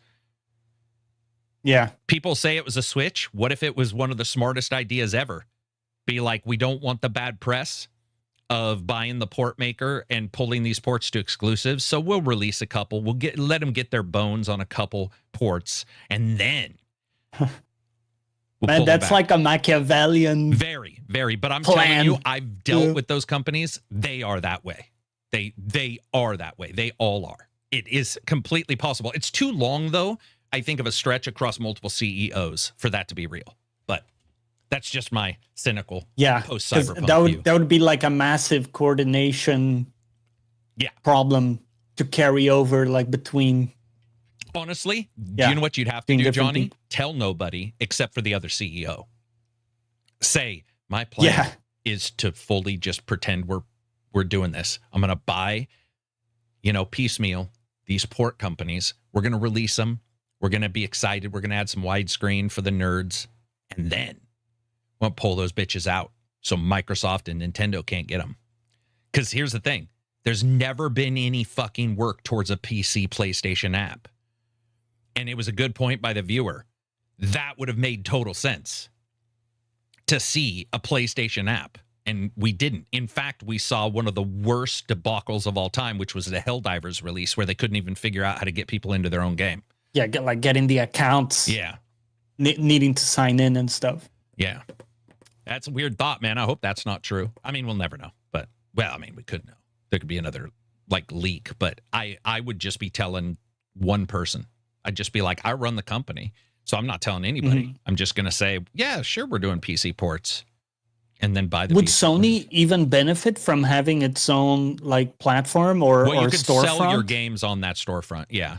Yeah. So you don't have to sell to Steam, who takes 30%. You'd be like, this is so you could offer deals that Steam. Remember, Steam has. Oh, yeah. Steam has a lot of rules for when you put their game or your game on their store. And I didn't think about it, but they're taking 30% off the sale for their games too, of course. Yep. Yeah. Microsoft is losing 30% when their games, or not 30, maybe Sony takes 30 as well. 30 was for a long time the norm. But Sony gets Microsoft money, which is why for the longest time people were worried that was going to happen. But yeah. Makes sense. I don't know, man. Yeah, makes sense. Anyway, so some other stuff. Neural rendering is going to be added to these, which is basically your machine learning stuff, neural rendering, neural improvement of textures. So this is really cool. So to explain this to people, because I'll have people say you can't have more detail that's in the texture that's in the game console in its data. That's actually incorrect. So what happens is if you consider that you have, let's say you have a inferior copy of a texture on your game disc, but you have trained your AI on 8K textures, right? So you have a 1K texture here, but you've trained your AI, your neural systems in this chip to and on the higher level texture. What happens is when it draws it in the game, it can procedurally, this is not right, but we'll say procedurally, add the data between the 8K and the 1K. So you can have smaller assets and make them actually have more data than it exists anywhere on that console and on that game. So that's one of the reasons why, because I'll have people say, oh, DLSS or whatever can't add data. And you're like, actually, if you train it the way these guys are now training these systems, that is exactly what you can do, because you're doing a real time. It would be like arguing against compression. It doesn't necessarily compression. Work. That's a good so you comparison. Can do that. Yeah, so that's going to be exciting. Also, Microsoft announced Z Standard, which is streaming assets quicker. We saw this with Forspoken, right? Forspoken, not Forsworn. Forspoken. Mm-hmm. Forspoken. Quick load on there. That was the old version. Now they've got a newer version, and they've got something that Microsoft has talked about called universal compression. So what this does is it's the idea that everything is going to be compressed and on decompress fly, meaning in real time, it'll be decompressed out for your assets. That could actually be really cool. You could see basically compression on audio that's lossless, or, to a human lossless, all kinds of stuff, speed it up. It's one of the things that the consoles can do that hardware that's separated like a GPU, CPU, PC cannot do. So that'll be cool. Except I think universal compression is still a part of the new Z standard, or at least a part of it, but it's allowing for them to use direct storage better. This is all super exciting to see, because the more compression we get, smart compression, the better. Anybody who's ever like really tested that stuff, it's mind-blowing what you can do. Let's see. New hardware will allow players to access PC games directly on the console. So this is my question to you. You buy an Xbox. If they're saying players can access PC games directly on the console, then you're playing the PC version. So is there a console version? Or are we hiding console version as just meaning the base set? It won't be the lowest base set anymore. That's the other thing. When these come out, there will be PCs that are lower power that people are still going to want to play the games on, which is crazy. But do you see what I'm saying? Did that question make sense? Mm-hmm. Yeah.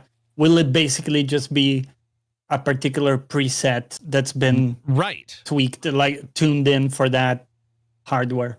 Yeah, because if they're saying allows, so it's the PC game. It's right. It is the game. Yeah. It's just, do you see? Yeah. So, I mean, it'll have the compression, it'll have the specifics for that hardware because they can aim and say, this is not on a GPU or a CPU. We're going to do it on the Xbox hardware. But still, it's still the PC version of the game. Yeah. Yeah. That's a weird, like, we're just going to have to see. That's actually something I've been curious about because we see these big ports for like, Last of Us and these big like Sony games, right? Yeah. Horizon and stuff. And I've always wondered, like, isn't it actually like the same software? And they just kind of tweak things to work better, right? Like, so they will limit settings and get really granular with the detail of like, we need this distance or this blah, blah, blah, in terms of limitations the hardware has to play well there.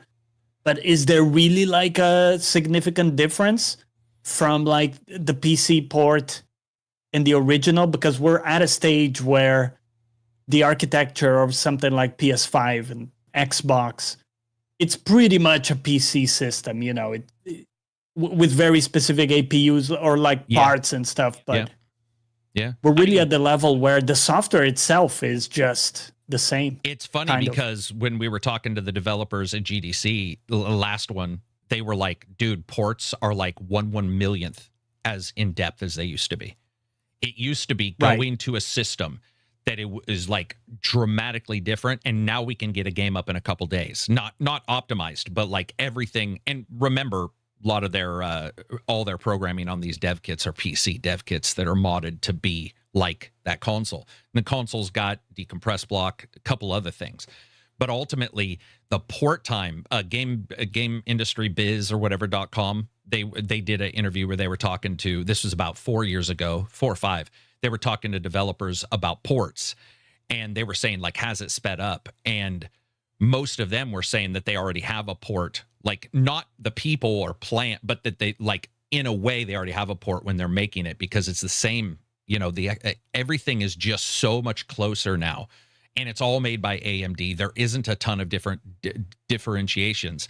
Even when they were doing adjustments to FSR, they were like, most of those adjustments weren't trying to figure it out, which is the old port way. The old port way was trying to figure it out. Now it's trying to optimize so that it's like sort of flipped. But yeah, it'd be fun to get another, maybe a port, somebody who works at a port company. Well, actually, Night Dive, he talked about this.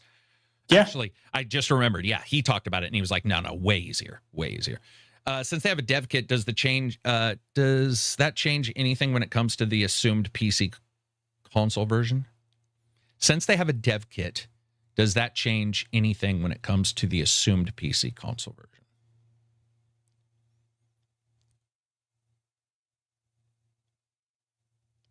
Oh, I see. That was it. Thank you for adding that. He says that was apparently one of the things they were selling was the idea it will take about 30 minutes. Yes, exactly. So that's what we're talking about is basically from, especially when you look at DirectX and when you look at all these systems, they're, especially with them speeding up compression and stuff on the PC side, the port time to get it up and running is faster. They're still going to have to optimize, but they're going to be optimizing. What we're saying is when these consoles come out, they're going to be more powerful than some of the low-end, mid-level PCs. And they're still going to need to optimize for those. So in a way, you could say it's like right now optimizing for the Series S. You could say it's like that, but it'll be all the consoles will be here, and a good group of us. I have a couple systems that will be way less than whatever PlayStation and Xbox offer. I mean, in my house, not my main system, but for sure. And those guys are going. Xbox in particular is going to want to make sure the port can play those. And that's not excluding that a lot of people are probably not going to want to jump right away. I didn't jump to the Slim. The Pro. Did you jump to the PS5 Pro? Nope. No. So there's that too. The idea that there might be backwards compatibility. Like how far? And even now, some people have systems that are less powerful than a PS5 or a PS5 Pro. That is true. Like older PCs and stuff. Yeah. So they still have to try to support those. Yeah, with like low presets and good optimization and stuff. And you look at Unreal, they're doing their own part of this, where they're trying to make ports be as easy as possible. Like, so it's not even just ignore the console makers. Unity, Unreal, all of the guys who make it, even the guys at Ubisoft who have like 5 engines now, they're all trying to make sure that a port or some form of a port is as easy as possible. So that's even separate from this. So even the game makers are doing that. But you have yet another layer of separation between the hardware itself and your work as a developer. Yeah, it's going to be an interesting time, man. But I say I'm going to say 400 for the Steam Machine just because I want to be different and because it would be that would be what I would do. I would FOMO the fuck out of it to the point of just being so that people bought in, because I know I'm going to make that up on the Delta on the store and then roll out a FOMO price in, I don't know how many months. You'd have to do some consumer psychology testing, but 3 months, whatever. And then that point is when it goes to the, it goes to the real price. I mean, cars do it. Everybody does that anyway, right? For the most part, when things sell. Early access does it right now, right? Where they're like, if you buy into early access, you get it for 20, it'll be 40 when it comes out. It's double price when it comes out. God, that'd be tough. Yeah. That'd be tough even for me, dude. I don't know about you. If they were like Steam machines, $400, we're taking a loss, but we want people to get it who want it. It would be hard for me to pass that up even as a reviewer, just to be able to test games out of curiosity, pure curiosity. Almost. Yeah. What would be a curiosity purchase point for a Steam machine? Yeah. It would have to be pretty low. Yeah, too high. I mean, 600 is already pushing it quite a lot. I would have to be really curious, There has to be some genuinely cool stuff in there that I would want to check out beyond the pure player Steam games. So maybe like some of the optimization they got going on is really cool, or they got like a really neat OS version in there that looks really attractive. Yeah, there have to be a big selling point already. So anywhere but below 600, I'd be what'd you say? Interested, maybe. Yeah, curious. I would say my curiosity dies at 450. At 450, I start thinking of it as a loss. Because I already have systems that replace it that I own. So really that 450 is just curiosity killing the cat at 450. Meaning there is no reason to get it whatsoever, because I can pipe an HDMI or literally wireless HDMI. It can run LAN. You can do Mocha now. You do all kinds of, I can get a PC to my TV. I mean, I could hire movers to move a TV somewhere else to connect it to an HDMI for less than 550 or 450. Like that, if I wanted to do that. So it's good. It's going to be interesting. Now we have so many options already that yet another machine is just a very hard sell. Dominic says, over 400 to be too high for me, but I'm not planning on getting one unless it's 400, like you suggest. I'm for sure getting the next Xbox because my library and potential power. Yeah, it's going to be one of those things, right? If it can plug and play any mods, I'll take it for 600. Okay, so we've got some... The 6 to 400 is a good range, actually, when you consider multiple people talking. Like, that's not too surprising. But the mods is a big if, isn't it? Can the Steam Deck do mod? Yeah, I mean, as far as I know,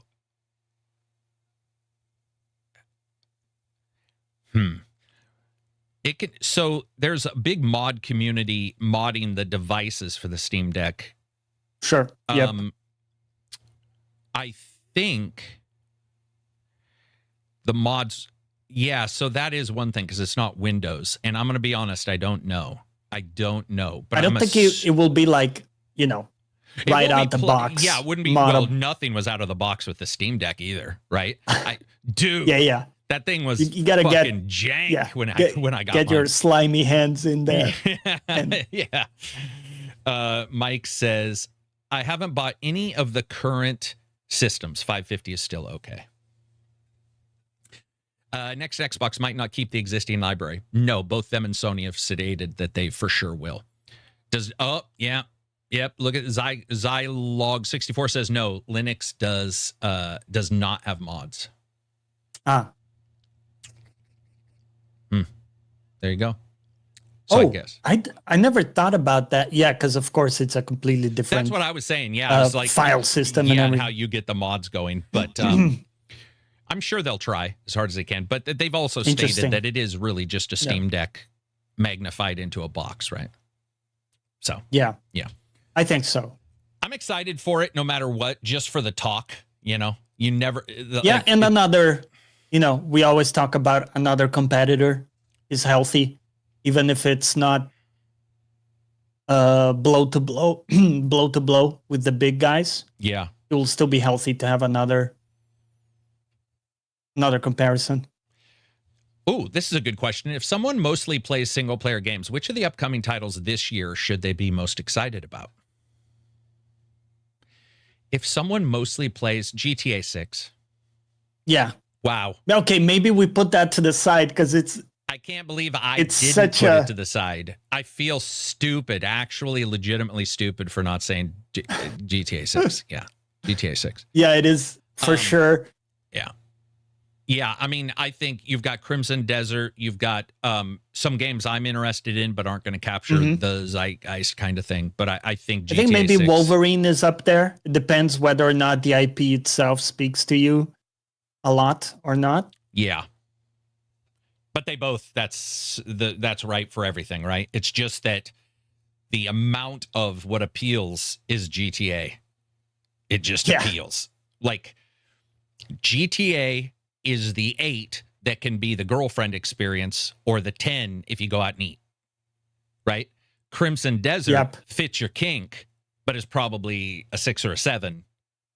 But if it's your exact kink, it's at 9 or a 10. Okay, right? If it is your kink, it's a 9 or a 10. Yeah, but GTA's just got less of a need to sway, man. I mean, it's like it's fit for all seasons kind of thing, just in the overall. Even that's actually a great example. Doesn't love it as much, but still, it's its own thing, man.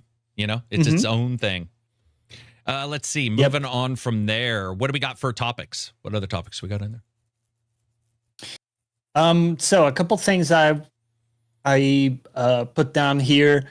Microsoft retired their marketing campaign, the one where it said this is an Xbox on every device. So phones, they would have this thing where like clean text, it would say this is an Xbox. Yeah. And it became this big thing. They pulled that completely now after like the new leadership came in. I wanted to bring this up because a question for you, like, do you think this is decidedly pointing in the direction of they now do want to invest more in hardware and go more down that route as opposed to just full on streaming, open up to every device away from a specific console device? I don't think anything's changing. Or is it's like reading too much into it? No, it's not reading too much. I don't think anything's changing. I think what happens is Phil Spencer, who I actually appreciate for many things he did, the one thing that never got solidified under him was the message of the Xbox. And everything is an Xbox really shouldn't continue anyway, because at some point, if you say everything is an Xbox, why are you telling everybody everything is an Xbox if everything's an Xbox? That commercial, and if you asked any PR person, they'd say that commercial, the length where that commercial made any sense was short anyway, if not already, when you're just announcing you're making the change. From that point on, sky's the limit. So that, to me, isn't even them pulling that as much as them saying, okay, we need a focus of some kind. What is our focus going to be?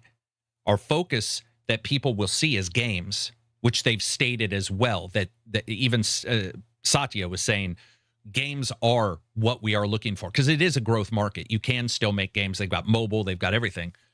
So move forward on that. But Phil was never able, and gaming was confusing. By the way, PlayStation was never able. PlayStation is easier because it's PlayStation.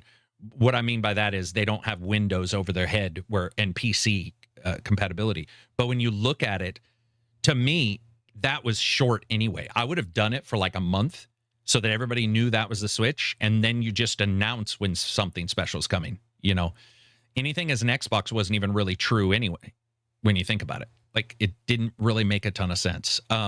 He just wasn't great at getting a defining line. Each CEO has their shtick. Sean, for Sony, seemed to be more about indie. Jack Tretton was more about big titles with some indie.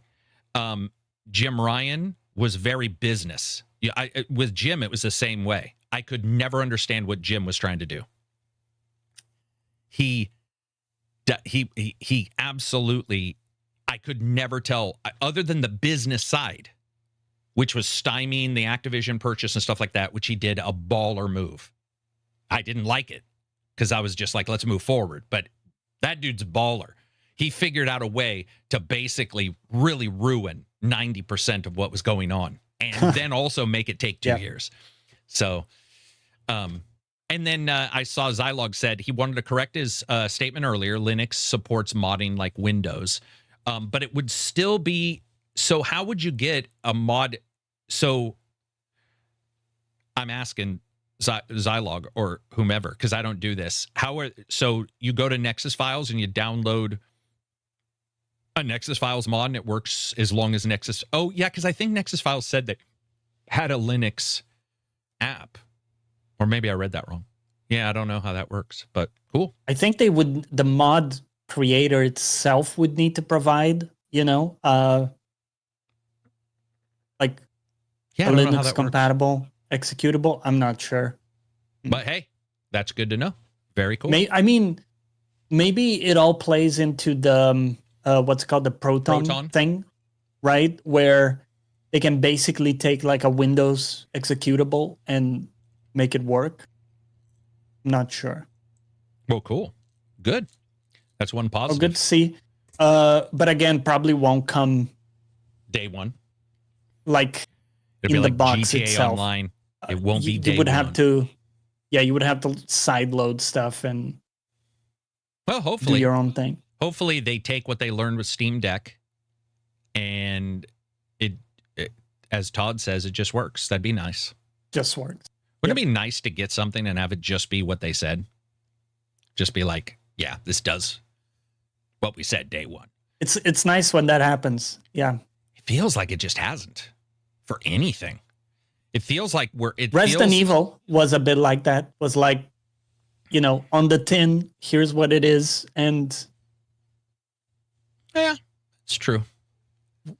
We got pretty much what was on the tin. Yeah, that's a good point. What else do we got? So the studio that did the Until Dawn remake, it was called Ballistic Moon, shut down. So they were founded in 2020. So they haven't been around that long. They did the remake for Until Dawn, and now they've shut down, sadly. So I wonder if that's connected to Sony pulling some of the ideas of porting. And, so the remakes go away, unless it's just a remake for the console, and that's less sales. Maybe that's too bad. Yeah, a bunch of people were laid off during like all the redundancy stuff, and eventually they just dissolved. So, and that sucks. What else we got? I'm trying to make sure you said 2 hours, two and a half. We got about 30 minutes.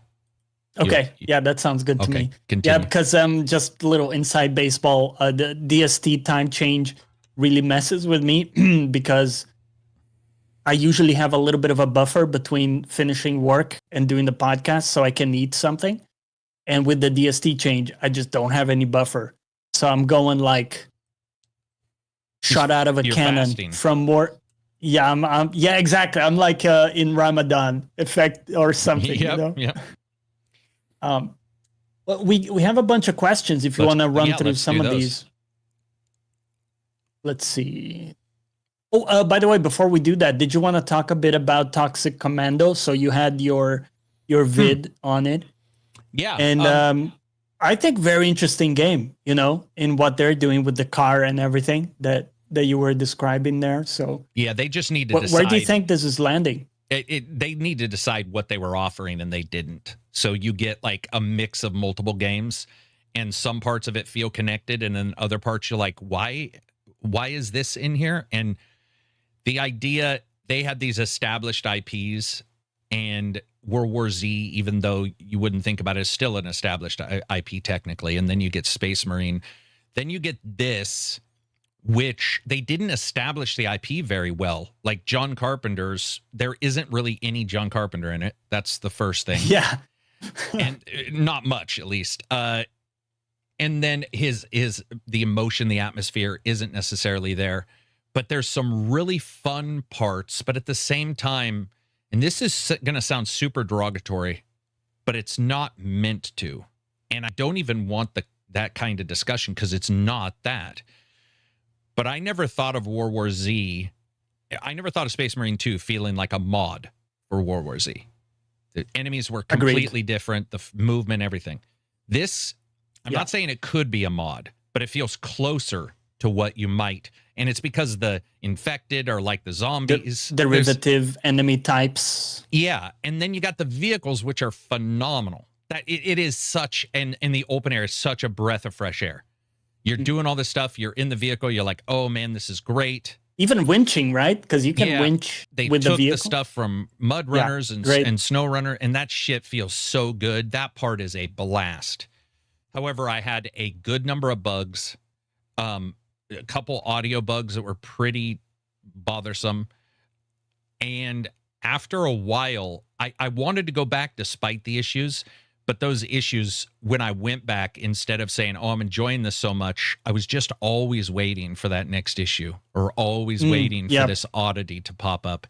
And the bugs are a big problem in these games too, man. They are. They can really... And there's a couple missions that come close to requiring 2 people, and yet they say it's 1 to 4. And I played alone and with squad mates. And even with 2 and 2 bots, so a 2-person, it was sort of difficult to do 1 or 2 of these quests. Not difficult, like, oh my God, it was that... Because the AI doesn't quite do some of the... Yeah, they don't do a ton of the action. So you're just stuck there going like, oh my God, they don't do the basic thing that I need them to do. Yeah, like carry the box or whatever. Right. Yeah. And there's a mission, for instance, that you have to go somewhere with a thing that makes you safe. You choke to death if you go out of it, but then you also have to carry a battery to another place. So you're sort of throwing one thing, running forward, shooting, and the game's just still throwing enemies at you.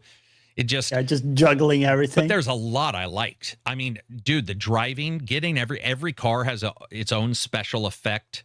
And Solar and I were playing, and the moment he turned on the siren in the police car, a countdown started, which I knew he was going to do this at some point because he went directly towards the police car. That's just Solar. So the moment he aimed towards the police car, I go, here we go, because I knew what it did. He's driving. He turns those sirens on, and the countdown begins. And I go, turn that fucking off right away. And he turned it off, and he saw that countdown. He's like, oh, my God, this is a bomb, isn't it? So then he was searching for bad guys so that he could jump out of the car with the bomb set. And that kind of thing, each car has just a little bit of a different thing. It's a blast to drive around with 2 or 3 or 4 people in different vehicles and explore. Yeah. Like, oh, that's so great. But there were just a lot of little issues. Looked great, too. Really like the way they look. Yeah, the weapons are fun. I mean, they're World War Z style. Bot AI is pretty good, except for their shooting is a pretty wild. I have some footage in the review where there's 2 zombies coming towards a guy and he's got the flamethrower and he just doesn't use it. And he's staring at him, and then they go around, which is, to me, I think a scripting bug of some kind or a detection bug. When they go to the right or left, boom, he swivels around and kills them both instantly. And I was like, well, that's weird. So then I started watching the AI, and I swear to you, it's on purpose to make the player engaged more. I don't know if this is true, but if you're aimed at somebody and firing, they're fine. If you are running towards somebody or an enemy's running towards you and you're not firing, they're very hesitant unless it's to their side. And then they swivel around. And I'm trying to figure out, does it have to do with you and where you're faced and where, like, I got to cover Jeremy. But if I'm going forward, they're waiting for me to shoot that guy before they do, to try to be stealthy maybe. But then when you get in stealth, they don't change that activity. So I'm like, interesting. Yeah, there's some oddities. Nothing groundbreaking. Nothing game breaking. But I think also with the name, it's just a bit misleading because you would think, there would be like some, like you said, some Carpenter story or big vibe in there. Especially with the characters, they have these named characters, but it doesn't seem like they have that much going in terms of like cool personality or banter between them. And I think I needed a story there, to really get me into that. There is a, I guess you would say, there is a saying about John Carpenter, and that is that he continues to do what he does so that he can learn how to do what he did. And it's a slander on him, but basically his 80s to 90s to early 2000s output is a dramatically different person than his 2005 on output. And interesting. This feels like his 2026 output. You're just like, it doesn't have the shtick. There's really not much shtick in it that makes you go like, this is even a B action movie. The cutscenes have some, but yeah, like you said, the one-liners, even when you're playing, you're like, dude, there's really nothing even being said half the time. And there's just a bit weak. Yeah, there's one or two where somebody will say something goofy, but yeah, there's not much. It's just it's an oddity. It's a weird situation, but it is what it is. What else we got? So this one from Bug Guy, he says, I just found out a new Life is Strange is coming out on the 26th. Have either of you heard or seen anything? I didn't know there was a new one being worked on, and it feels like this is just getting farted out. Any thoughts?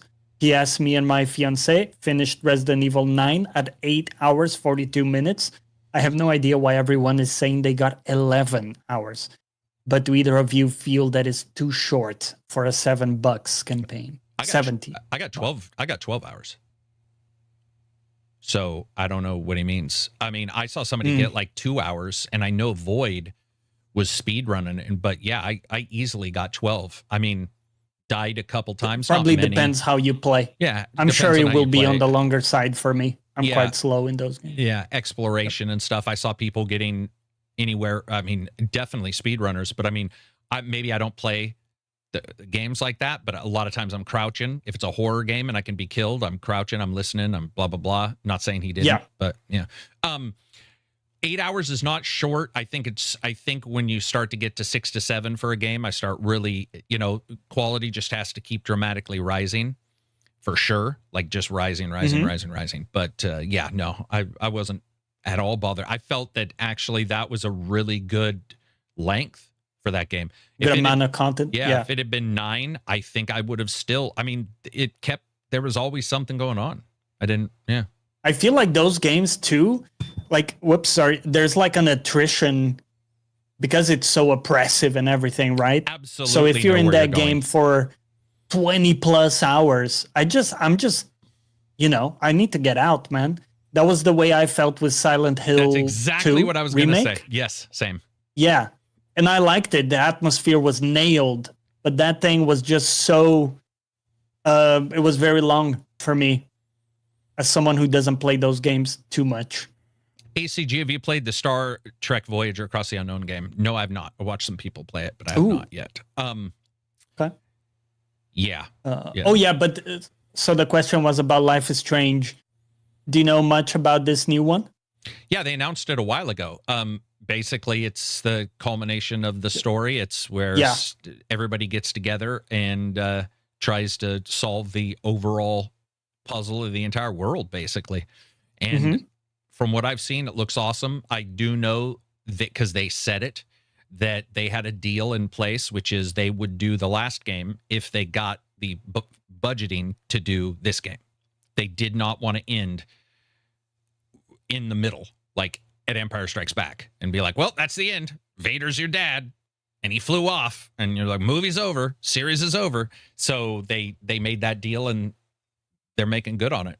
I'm excited as hell. I also think that those games, they knew they were doing it, which probably means 1 and 2 had some co-development at the time. So getting it out quicker makes sense to me. I'm excited for it. I love those games. They also stated, go on, sorry. No, I was just going to say there really hasn't been a bad one, but I take that back. But what were we going to say? 2. Yeah, we don't talk about 2. Yeah. They stated they have like multiple endings and that a lot of your decisions will impact them, not in just a binary way, like you got this or this ending, but like, you know, this person will be alive or not in your game kind of thing, which is cool.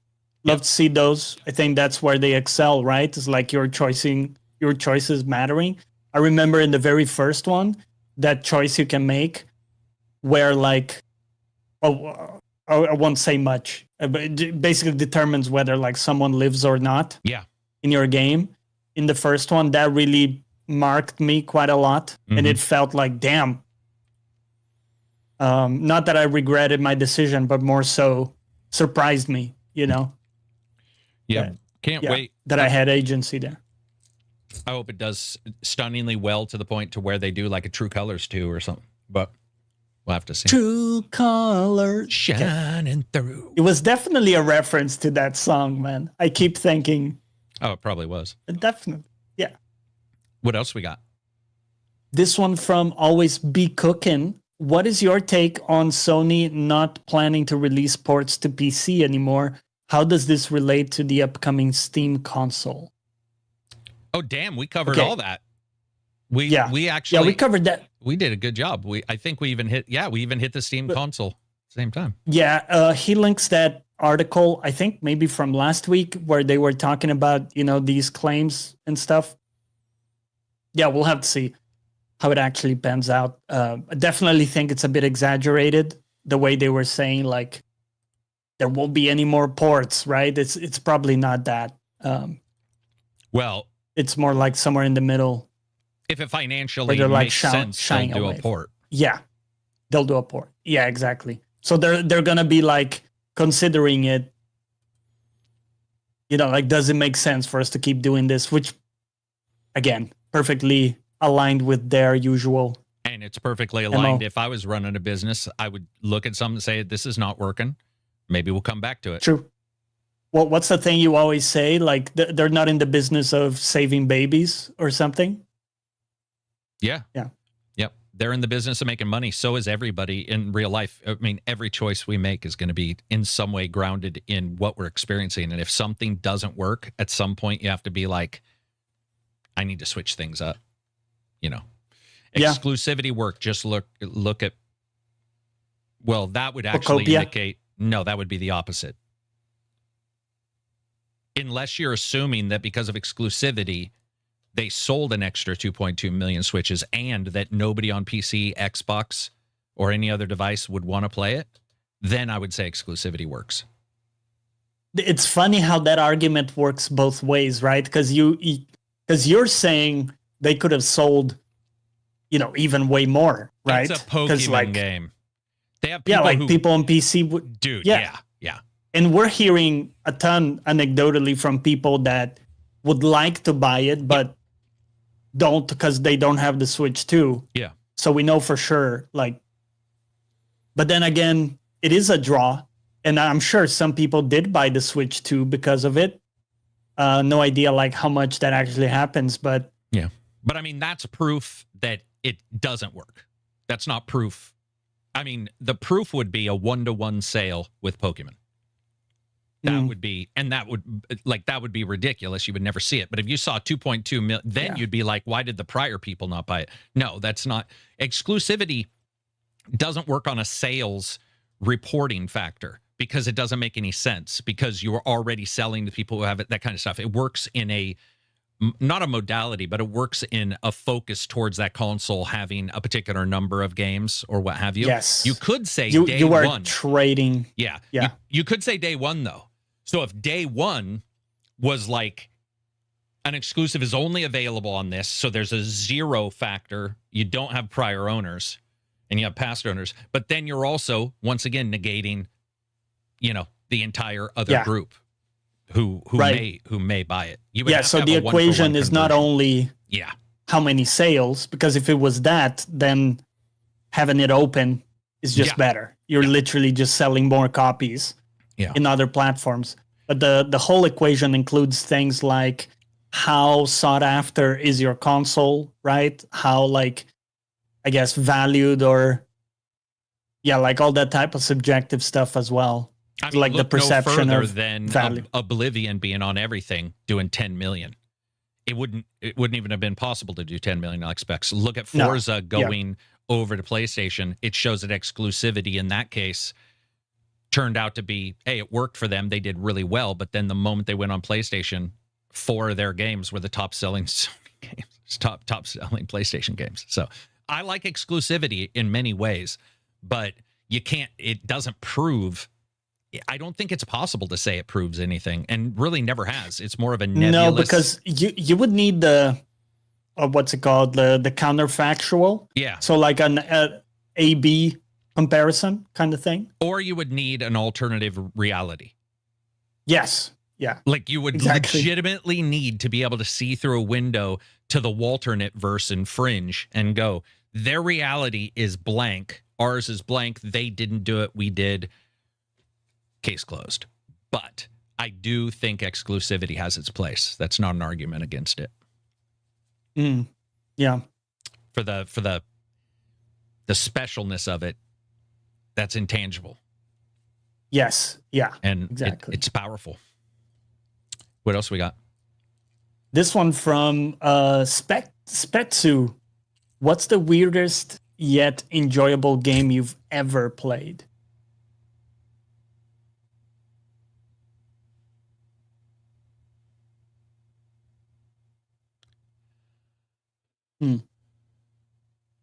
Dude, okay. The weirdest has to be, I think it was called Opus Magnum. I don't know if you ever played this. It was a game where you basically created these contraptions with like I know the game you're orbs talking about. and things. Right. Yeah. Yeah. Like with elements and metals and stuff, and you would need to like sublimate the metals, and you would spend like an hour, doing one puzzle, and then in the end it would be running like a circuit, and you would see data about like the efficiency of your design, and like you'd be able to see like how other people solved it, and it was just such a niche but kind of really cool concept, but very, very weird for sure. I honestly don't know. That's not a cop-out. I legitimately don't know. I mean, I've played a lot of weird games, but really when you look at games now, I don't know if they're even considered weird. So like, yeah, I legitimately don't know. Most of them are genre splits or something like that, like Cyberball, which is football with robots. That's not really weird. I didn't do that. What is that with the rolling glue ball? Yeah, dude, that's so weird. Katamari Damacy or whatever. That's the one I was thinking of. Was the one where you had the weird glue ball. Yeah. That was weird timing.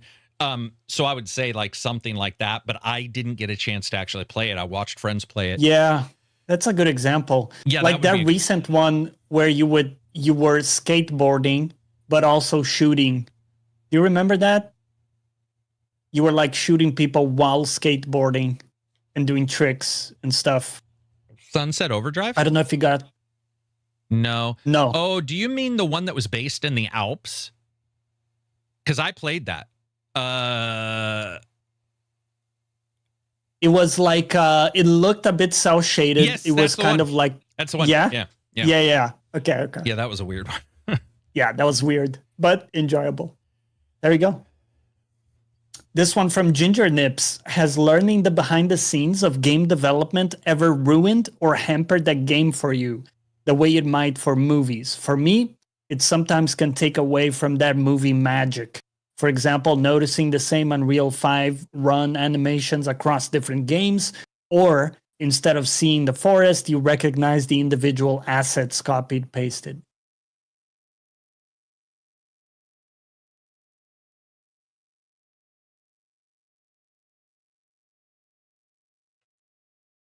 Yeah, I would say it has.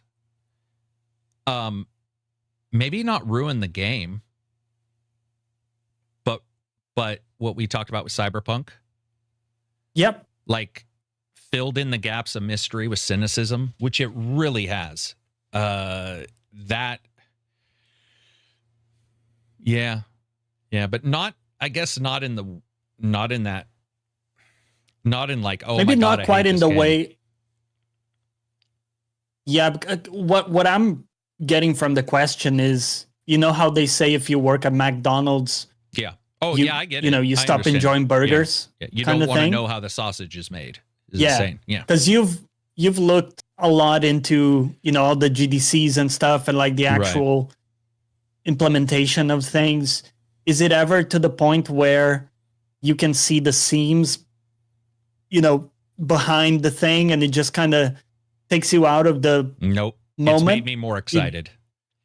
Okay. And I also studied it prior to being a YouTuber. So like that makes me excited. What doesn't is the business practices kind of stuff, the behind the scenes there. Oh yeah, that side of it. Yeah.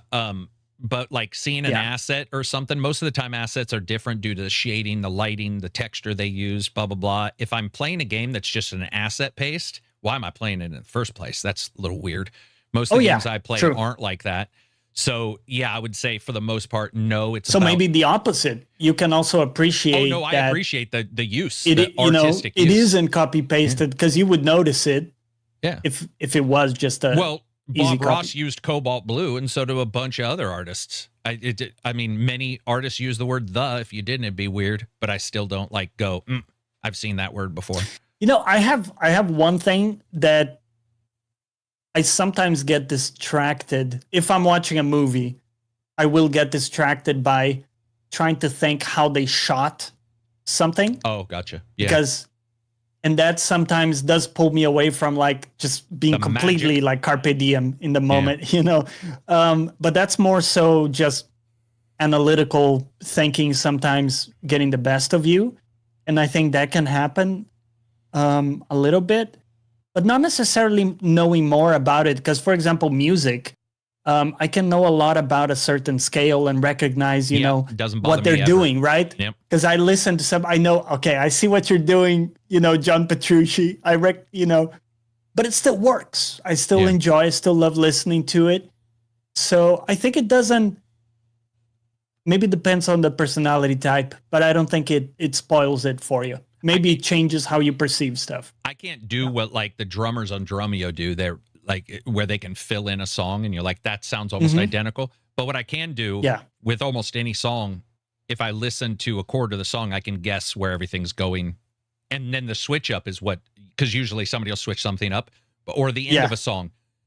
We'll get to the end of a song and I'll be like fade out where the person is doing a scat vocal.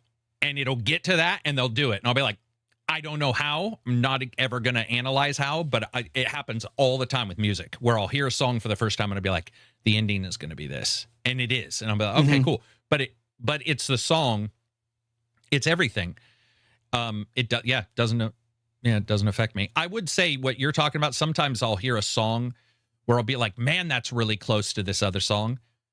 Like really close. And it's not necessarily, but it is in somehow there's an overlap that isn't even the chord. It's nothing, but you're like, it like is a little confusing sometimes. And from some bands, you'll have two of their songs that they sound a little bit alike. And you're like, but they don't say we did it on purpose, but you're like, did they realize that those songs overlap, you know, a little bit in the way they're played? Yeah, so I would say you're right. Depends on the person, I'm sure, Mm. and how analytical you are. This one from Wizard. Oh, go on. Well, I was going to say something. You have to be analytical in a way for music. I do music, but not to your level. And I guess I'm analytical there. But my analytical part becomes joy. Like, I don't know how to describe it, but when I find out a developer did something on a game, I get like like I always joke with my wife, it feels like my brain's on fire. Like when I hear a developer's like, well, we decided to do this and we figured out that if you do the caustics this way, and it's nerdy as shit, but I'm like, fuck, of course, or a new tech is offered in an engine or something like that. And they're like, oh yeah, we've got this mega texture. I'm like, what the fuck is a mega texture? And then I'll spend an hour. And even if I know, or somehow you're able to figure it out, the only time it would bother me is if it's bad. Yeah, I can see that. So it's, in a way, it's another layer of enjoyment too. Yeah, because it's like the puzzle aspect of like how it's done. Yeah, I love it. I love that. What do we have from Wizard? This one, Wizard of Smoke 81, as opposed to all the other Wizards of Smoke. Yeah, he's the 81st Wizard. Mm-hmm. Okay, go ahead. Yeah. What under the radar game are you anticipating? Mine is Ardem, yet another zombie game, but my type of game. Isolated survival. There are unique mechanics. Watching the dev diaries, you can tell they love the project, like they're making art. And that makes you root for them. Yeah, Ardem looked good.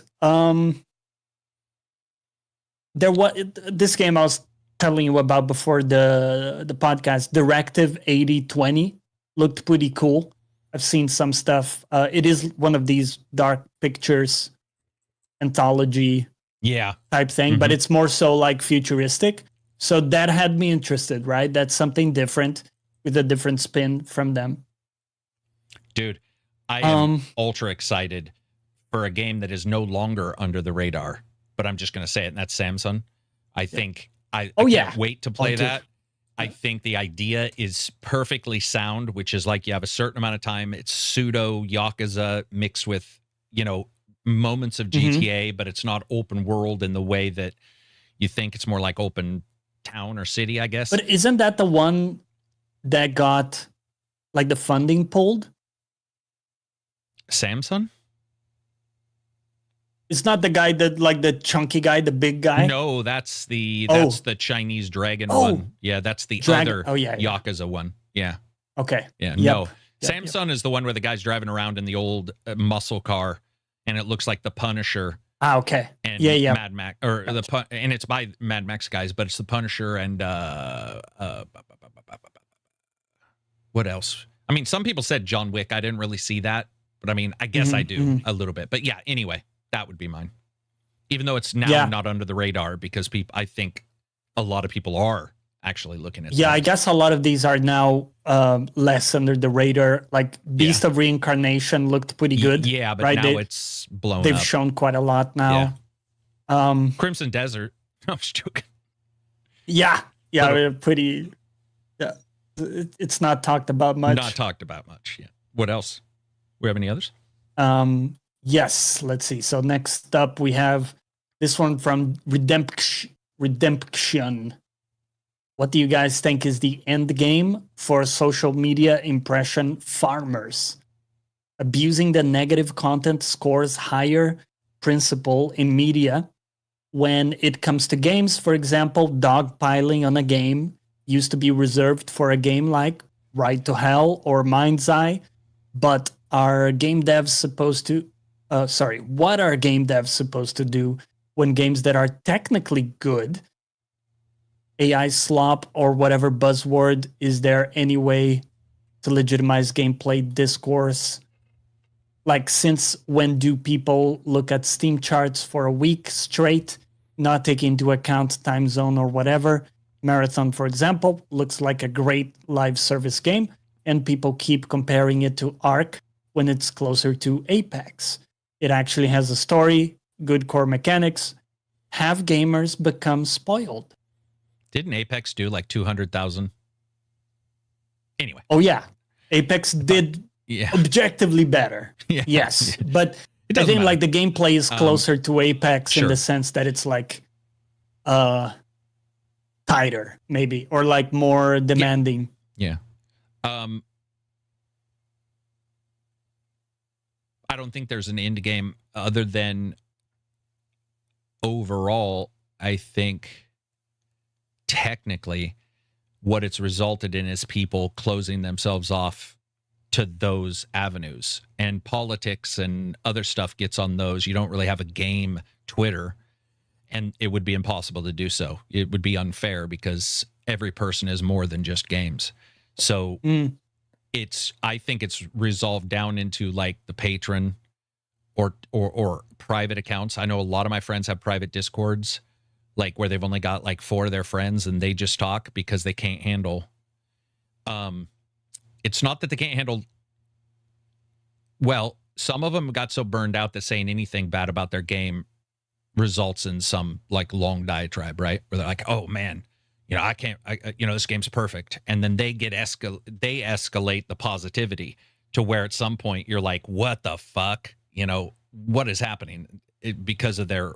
We've seen it where somebody will say one negative thing, but everybody's tired of it, and it just becomes a quagmire of discussion where you're like, man, can we talk about something else? We've all done it. Every single person's guilty of it. Anybody who tries to tell you they're not is a fucking liar, because it's a part of, unless you don't use social media, it's just a part of using social media. It does magnify the worst parts, and anonymity is huge. And it doesn't just stop with games. It's like, well, you're stupid if you like this. Which, if you were with friends at a party, let's say, and somebody started getting a 10% as riled up as they do on Twitter, that would be a fist fight. And yet, because it's Twitter, it's allowed. But dude, come on. Yep. In real life, I've seen stuff where I'm like, if that person was right here talking to like my friend like that, you'd just be like, dude, what are you doing? Have some fucking common sense. But being anonymous, and I don't mean by name only. I mean, it gives you leeway distance. Yeah. But yeah, Discords, private Discords, stuff like that. That's where everybody's retreating to. You're starting to see forums come back, and they have long 30-day registrations where you can only post a certain number of times. Our Discord has a little bit of a time. It's like 10 minutes. But where we restrict, even though people are paying, because we've had, YouTubers or other people try to like dox us or raid us, and you're like, got to put some controls on that. There is no end game other than Clawbot and shit is basically those kind of like AI bots that you give it a personality like you. I see a lot of developers telling their people, you don't need to post. I'm just going to have the Clawbot post or this new AI post for me. That way you didn't do it because you feel like you created a tweet. If you say, I'm really excited about blank, you created it. And if somebody bitches at you, you're like, But if you look over here and you say, this AI created it, I feel the same way, but the AI posted it. I don't know if I would. There's some distance. And I honestly feel a lot of posting on Twitter is already that way. There's one place I'm on. I'm telling you, Johnny, a lot of those posts seem really, I was very suspicious. Oh, dude, I know you got to go. You almost ready to die on me. No, it's okay. Let me tell you a crazy thing. I did a couple previews, and the response is glowing. People really like the previews, and I'm like, okay, cool. This is awesome. I did a review for a game a couple weeks ago, and I saw some of those posts, and I legitimately told my admin, I was like, watch those posts, man. Can you do me a favor? Yeah. Take a sample of 100 of those posts and verify, just see if you can find them anywhere. And they were all real. But even because of the positivity, this is how cynical the world is. Because people were excited, and I never want to say this because I don't want people to think I don't, if people are happy about something, I love that they're happy. But I was so surprised by that. lack of the typical stuff you get, I was like, this seems very odd. Like, and you'd see the occasional, but you'd be like, wow, that's people. Oh my God. Well, the reason why I knew a lot were real is they said, oh my God, I haven't seen you in the algorithm in years. Like, this is awesome that you're still doing stuff. I didn't, so I'm like, okay, well, that person, Clawbot's not going to go and grab that kind of shit. But I'm starting to worry about it already. And you don't want a company doing it, which multiple companies have been accused of. Then people went back and looked after the accusations, found out it wasn't true, but you never see a news report on the not true part. Exactly. Yeah. So, that's actually it's nefarious. Such a big part of the problem as well, because you just see the initial headline. Yeah. And that becomes the truth, right? Because that's what you remember. Mm-hmm. I wonder if, like, ground me. You tell me if I'm too optimistic about this, right? But I think that this tendency of slapping everything with the same lazy tag of AI slop or like Gooner souls, like all these like one tag fits all thing that's super lazy actually generates pushback. The drive where people are now seeking more nuance and, like actual discussion in this. So everything creates like an opposite reaction, I feel. And this, like, the more the mass media goes towards the exaggeration and the incredible or utterly horrible extremes, people are looking for more nuance in the middle and like measured takes and stuff, in the same way that when we see all day long videos that say you're not ready for, and then suddenly people see something like maybe from you where it says, you are ready, or like making fun of that. Yeah. I think people gravitate towards that because they, it just generates an opposite push. They do, but it's just like dropping a basketball. The rebound is never as high as the initial drop. So if you get all that negative, the pushback. Damn, that's a good metaphor too. Sorry, like, but it's true. Yeah, it's like you hit it. Yeah. And that negativity has that force of the original, and you hit the wall. And depending on how far out something is or whatever, that rebound can be less and less depending on when you do your video or whatever. But I do agree. And as the negative rises, the positive will, and then those positive groups will appear much larger. But ultimately, both groups, one group is only created like the friend of my friend is my enemy. And I've told you this, when I get somebody in the Discord who's like, I love that Carrick took this game down. I'm like, well, that guy's not going to last. Right? The same thing, though, where somebody will come in and be like, oh, this is positive. No one's ever going to talk negatively about a game. And I'm like, whoa, that person's really not going to last, because you have every person is all of their experiences, and many of our experiences in gaming or in real life are bad, or we can have a bad one. I mean, honestly, if we go by the same logic, which is that we want nuance, multiple games are good but have a ton of issues because they're hard to put together and hard to do. So technically, the negative slant or the more critical slant from nuance, like you and I want, would actually, across the gamut of games, skew negative, just by looking at how many people are involved and how many situations are involved, how many price points are involved. At a $5 price point of a game, this is trash. I'm glad it's cost $5, or somebody says this is $5 and it's amazing. I can't believe it's $5. The guy who says I can't believe it's $5 will have less of an emotional investment to continue to fucking say that. Where the person who feels burned wants to warn everybody, also feels burned, and that sticks with you longer. But I agree with you. True. I agree with you. I think you're absolutely right that there's a huge rebound. I mean, I had a bunch of people saying, you are ready. And then, rebound is a good word. Yeah. But I had people in the chat going like, the reason why you said that is because everybody's saying you're not ready, and we're not fucking idiots. It's a video game. Like, it sounds so derogatory to be like, you are not ready. It does stuff you'll never believe. And it's like, never finally happened. Someone Dude, it's never happened ever yet that a game has done something I cannot believe. If that happens, I'll be the first to be like, okay, if somebody did a title on this game, it's true. Admittedly, we weren't ready for this one. We don't ever need to talk. Ever. We do not need to talk. You are ready. Like, those are the two things. We don't. And if anybody says stop doing this, fuck you. I can't tell you how many goddamn tech sites will be like, stop using Docker like this. And you read their article and they're like, use it like this. Instead of booting it here, boot it over here because it's a little bit. And you're like, dude, to me, when somebody says stop, it's a fucking red light. And it means there's an issue.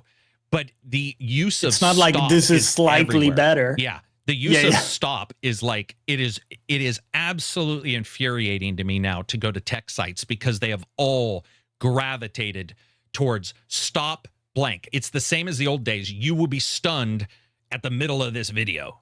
And they know that stop causes somebody to watch for the warning. And those fuckers will never, ever, they will never like give you the answer right at the starting. And by the way, nope. Yeah.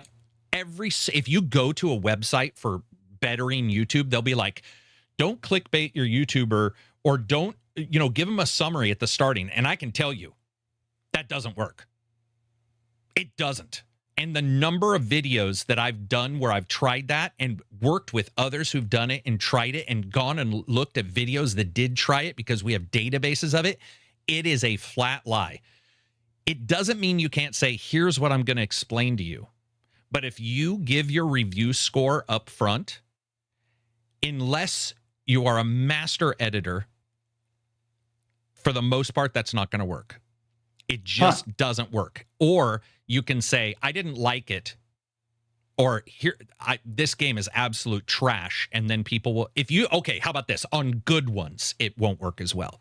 So if you say, this game is great, and here's why, boom, you just lost.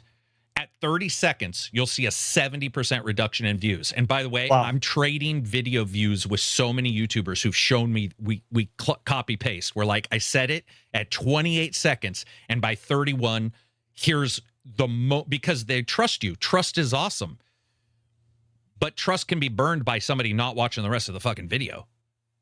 That's why reviews are at the end. That's why it's just... See, that blows my mind how some reviewers have it in the title, whether they recommend the game or not. I've been like, I used to say sell or whatever, but those, especially when you go watch, they'll meander for hours.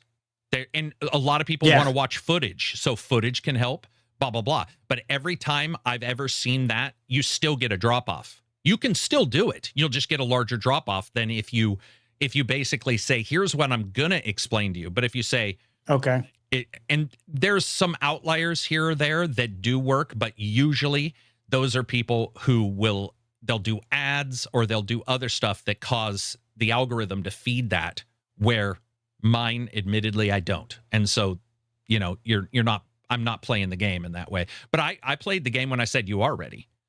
I just did the reverse of it. I like to counterpunch. Like when I used to do the videos, 11 and a half things you need to know about blank game, because I was so tired of the videos where somebody was like, 7 things you need to know. What's 7? 7's so fucking arbitrary. So let's say 11 and a half. You can walk in Vermintide. And even the Vermintide guys DM'd me and were like, dude, that video is awesome. And I'm like, well, thanks, because I was so fucking tired of seeing those things. So yeah, and that's all based on the negativity and positivity. But I can tell you this, if I put my score and it's bad, the video will go longer regardless. If I put the score and it's good, video review will go shorter. That's just the way humans work. Interesting. Because they trust you. Yeah. What else we got? This one from Pillowcase. Let's take bets on how much the next NVIDIA top-end card will cost. What do you think the 6090 will cost? With everything going on in the world right now, there has to be a breaking point. Yeah, it's scary to think. I mean, it has to be more, right?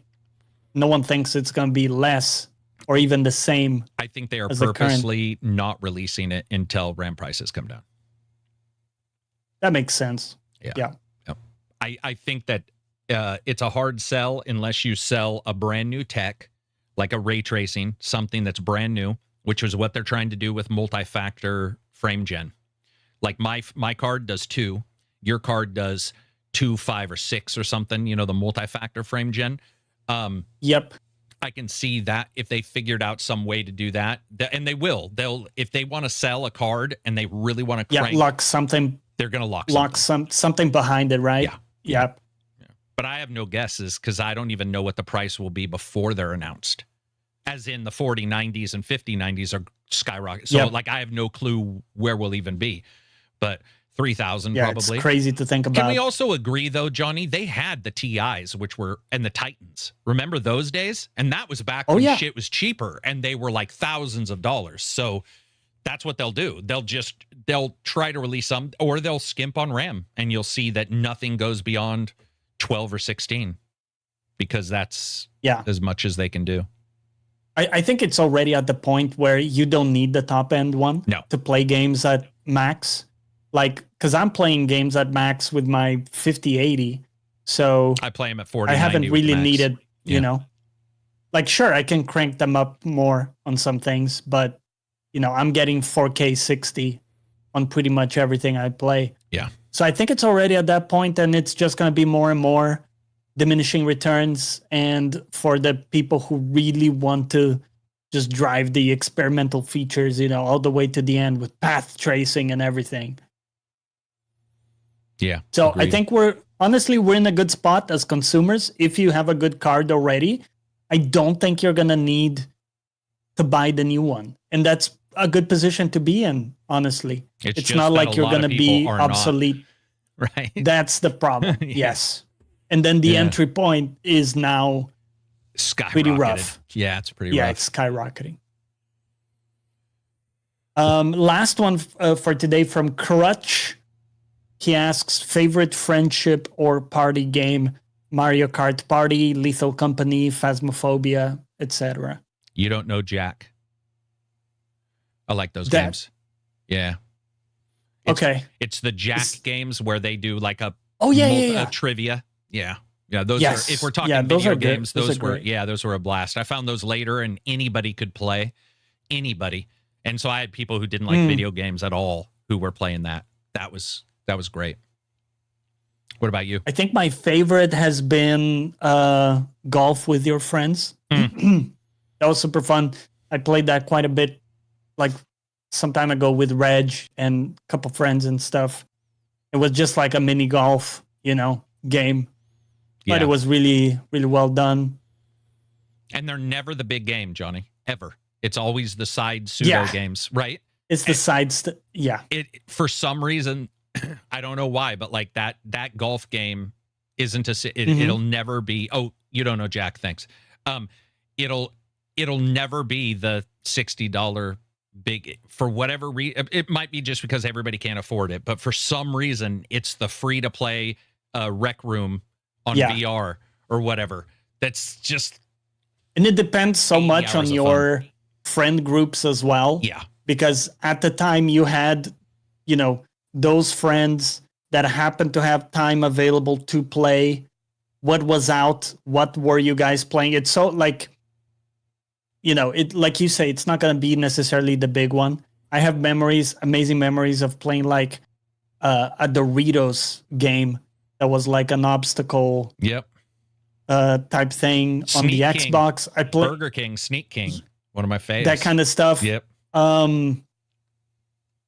Yeah, like some of these co-op games were incredible friendship party games in the past.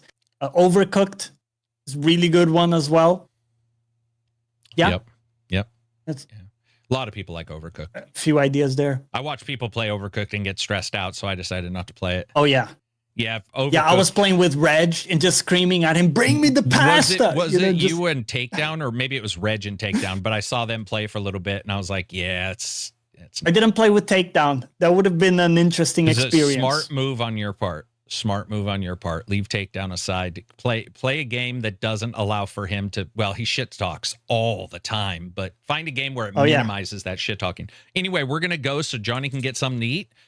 Beautiful. We will see you next week. Some food. Get some food. Get that energy back. Actually, it's been fine, but I was going to say get the energy back up. That'll be it for us, everybody. Hope you have an excellent rest of your week. You'll see some reviews and previews from me next week. Peace out. See ya. Almost hit the wrong button. Boom, boom.